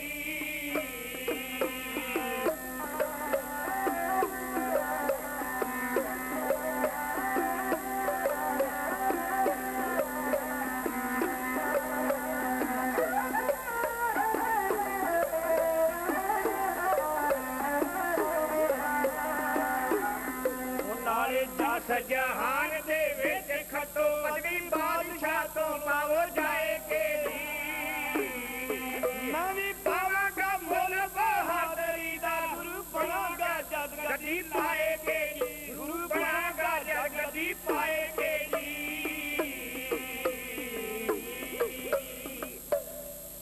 आओ एक बार फिर चिंतन करिए संसार की एक बनी हुई प्रथा है कि दुनिया उत्ते तीन वजह करके जंग होंदे हैं या ਜ਼ਰ वास्ते ਜਾਂ जोरू ਲਈ ਜਾਂ ਜ਼ਮੀਨ ਲਈ दौलत मुल्क ते औरत हिंदुस्तान के प्राचीन जंग चाहे महाभारत है चाहे रामायण है चाहे लड़ी की लड़ाई रामचंद्र दी रावण के विरुद्ध है लंकापति के खिलाफ चाहे महाभारत में कौरवों और पांडवों की जंग है इन्हां दोवां जंगां दा कारण एक बने सीता जी सन एक बने द्रौपदी जी सन। मैं कहना चाहता हाँ कुछ जंगां इसलिए लड़ियां गई कुछ किसी देश की दौलत लुटन वास्ते लड़ियां गई। नादर दे हमले अबदाली दे अहमद शाह दे हलाकू और चंगेज खां दे हिंदुस्तान की दौलत लुटन वास्ते किए गए हमले सन। ਉਹਨਾਂ ਦਾ ਕੋਈ ਇਰਾਦਾ ਹਿੰਦੁਸਤਾਨ ਉੱਤੇ ਰਾਜ ਕਰਨ ਦਾ ਨਹੀਂ ਸੀ। ਆਉਂਦੇ ਸਨ, ਲੁੱਟਦੇ ਸਨ ਤੇ ਵਾਪਸ ਚਲੇ ਜਾਂਦੇ ਸਨ। ਇਸੇ ਤਰ੍ਹਾਂ ਮਹਿਮੂਦ ਗਜ਼ਨਵੀ ਦੇ ਹਮਲੇ ਗਿਣੇ ਜਾ ਸਕਦੇ ਹਨ। ਇਹ ਤੇ ਪਿੱਛੋਂ ਜੇ ਆ ਕੇ ਬਾਬਰ ਆਇਆ, ਜਿਸ ਨੇ ਹਿੰਦੁਸਤਾਨ ਨੂੰ ਆਪਣਾ ਘਰ ਬਣਾਇਆ, ਔਰ ਜਿੱਥੇ ਮੁਗਲ ਆਪਣੀ ਮਾਤਰੀ ਭੂਮੀ ਵਾਂਗ ਹਿੰਦੁਸਤਾਨ ਵਿੱਚ ਰਹੇ, ਭਾਵੇਂ ਰਾਜ ਦੇ ਨਸ਼ੇ ਵਿੱਚ ਉਹਨਾਂ ਨੇ ਹਿੰਦੁਸਤਾਨੀਆਂ ਨਾਲ, ਗੈਰ ਮੁਸਲਮਾਨਾਂ ਨਾਲ ਧੱਕੇ ਕੀਤੇ, ਉਹਨਾਂ ਦੇ ਮੰਦਰ ਢਾਏ, ਉਹਨਾਂ ਦੀ ਬਹੁ ਬੇਟੀਆਂ ਦੀ ਬੇਇੱਜ਼ਤੀ ਕੀਤੀ, ਔਰ ਸਾਹਿਬ ਗੁਰੂ ਅਰਜਨ ਦੇਵ ਮਹਾਰਾਜ, ਗੁਰੂ ਤੇਗ ਬਹਾਦਰ ਮਹਾਰਾਜ, ਗੁਰੂ ਗੋਬਿੰਦ ਸਿੰਘ ਸਾਹਿਬ ਦਾ ਸਾਰਾ ਪਰਿਵਾਰ ਤੇ ਲਗਾਤਾਰ 150 ਸਾਲ ਸਿੱਖਾਂ ਉੱਤੇ ਚਲਦੀ ਲਈ ਤਲਵਾਰ ਦੀ ਕਹਾਣੀ ਉਸ ਮੁਗਲ ਹਕੂਮਤ ਦੀ ਹੀ ਦਾਸਤਾਨ ਹੈ, ਜੋ ਸਿੱਖਾਂ ਦੇ ਵਿਰੋਧ ਵਿੱਚ ਉਹਨਾਂ ਨੇ ਤਲਵਾਰ ਉਠਾਈ। ਸਤਿਕਾਰਯੋਗ ਖਾਲਸਾ ਜੀ, ਮੈਂ ਦੇਖਦਾ ਹਾਂ ਗੁਰੂ ਸਾਹਿਬਾਨਾਂ ਦੀਆਂ ਲੜਾਈਆਂ ਇਹਨਾਂ ਤਿੰਨਾਂ ਕਾਰਨਾਂ ਨੇ ਕਰਕੇ ਨਹੀਂ ਹਨ। ਨਾ ਜਰ ਕਰਕੇ ਹੈ, ਨਾ ਜੋਰੂ ਕਰਕੇ ਹੈ, ਨਾ ਕਿਸੇ ਮੁਲਕ ਦੀ ਦੌਲਤ ਲੁੱਟਣ ਵਾਸਤੇ ਹੈ, ਨਾ ਜ਼ਮੀਨ ਵਾਸਤੇ ਹੈ। ਮੋਹਸਿਨ ਫਾਨੀ ਕਹਿੰਦਾ ਕਿ ਗੁਰੂ ਹਰਗੋਬਿੰਦ ਸਾਹਿਬ ਨੇ 4 ਜੰਗਾਂ ਲੜੀਆਂ। ਜੇ ਉਹ ਚਾਹੁੰਦੇ ਪੰਜਾਬ ਵਿੱਚ ਆਪਣੀ ਹਕੂਮਤ ਕਾਇਮ ਕਰਦੇ, ਪਰ ਉਹਨਾਂ ਕੋਸ਼ਿਸ਼ ਹੀ ਨਹੀਂ ਕੀਤੀ। 1 ਇੰਚ ਧਰਤੀ ਵੀ ਦੁਸ਼ਮਣ ਦੀ ਜਾਂ ਆਪਣੇ ਦੇਸ਼ ਦੀ ਦਬਾਈ ਨਹੀਂ ਉਹਨਾਂ ਨੇ। ਗੁਰੂ ਗੋਬਿੰਦ ਸਿੰਘ ਮਹਾਰਾਜ ਜੀ ਨੇ ਜ਼ਿੰਦਗੀ 14 ਜੰਗਾਂ ਲੜੀਆਂ। ਭੰਗਾਣੀ ਦਾ ਜੰਗ ਜਿੱਤ ਕੇ ਜਿਸ ਵੇਲੇ ਗੁਰੂ ਸਾਹਿਬ ਆ ਰਹੇ ਸਨ, ਜੇਤੂ ਹੋਣ ਦੀ ਹਸਈਅਤ ਵਿੱਚ, ਜੇ ਉਹ ਚਾਹੁੰਦੇ ਹਿੰਦੁਸਤਾਨ ਦੇ ਰਾਜਪੂਤਾਂ ਦੀਆਂ 22 ਪਹਾੜੀ ਰਿਆਸਤਾਂ ਜ਼ਬਤ ਕਰ ਸਕਦੇ ਸਨ, ਕਿਉਂਕਿ ਉਹ ਸਾਰੇ ਦੇ ਸਾਰੇ ਲੜੇ ਸਨ ਔਰ ਸਾਰੇ ਦੇ ਸਾਰੇ ਉਹ ਮੈਦਾਨੇ ਜੰਗ ਵਿੱਚ ਹਾਰੇ ਸਨ।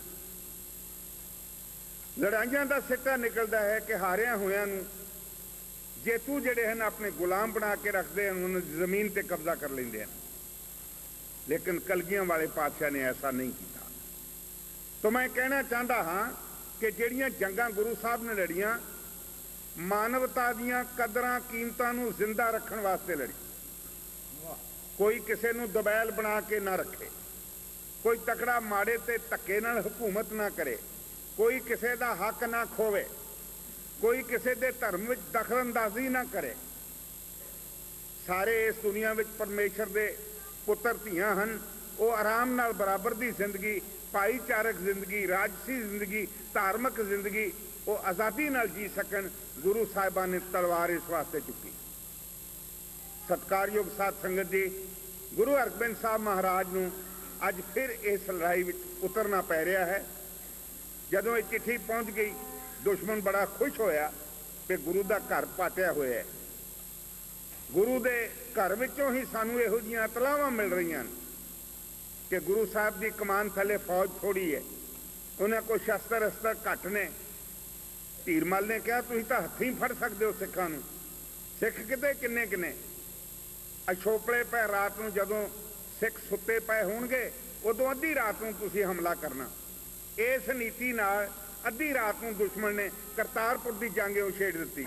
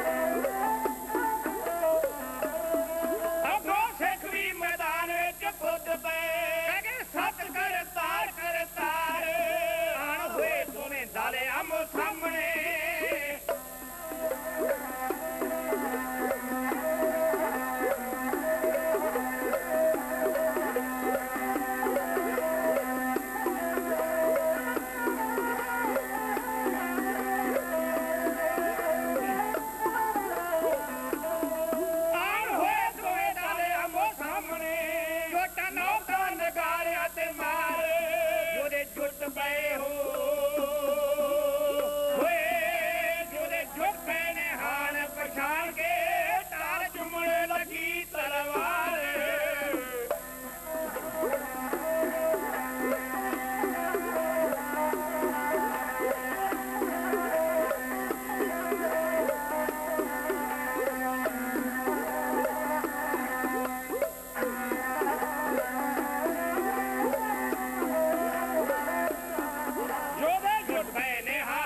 ਪਛਾਣ ਕੇ ਜੋਦੇ ਜੁੱਟ ਪਏ ਨੇ ਹਾਲ ਪਛਾਣ ਕੇ ਢਾਲ ਚੁੰਮਣੇ ਲੱਗੀ ਤਲਵਾਰ ਦੱਬੀ ਦਿਲਾਂ ਵਿੱਚ ਅੱਗ ਦਖਲਾਉਣ ਨੂੰ ਦੱਬੀ ਦਿਲਾਂ ਵਿੱਚ ਅੱਗ ਦਖਲਾਉਣ ਨੂੰ ਉਹਨਾਂ ਲੋਹੇ ਵਿੱਚੋਂ ਕੱਢੇ ਅੰਗਿਆਰ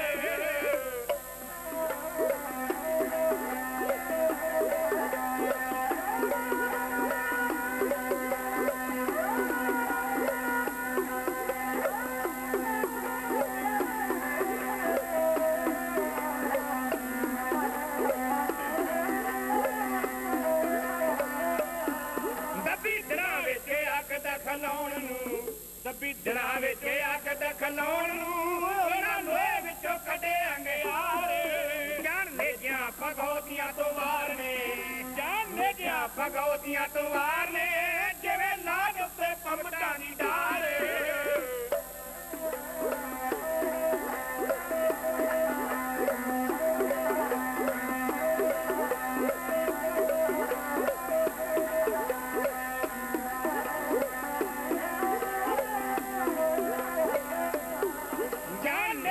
ਭਗੌਤੀਆਂ ਤੋਂ ਵਾਰ ਨੇ ਜਾਨ ਦੇ ਜਾ ਭਗੌਤੀਆਂ ਤੋਂ ਵਾਰ ਨੇ ਜਿਵੇਂ ਲਾਗ ਉੱਤੇ ਪੰਮਟਾਂ ਦੀ ਡਾਰ ਸੂਰੇ ਆਸ਼ਕ ਨੇ ਡੁੱਲੇ ਹੋਏ ਖੂਨ ਤੇ ਸੂਰੇ ਆਸ਼ਕ ਨੇ ਡੁੱਲੇ ਹੋਏ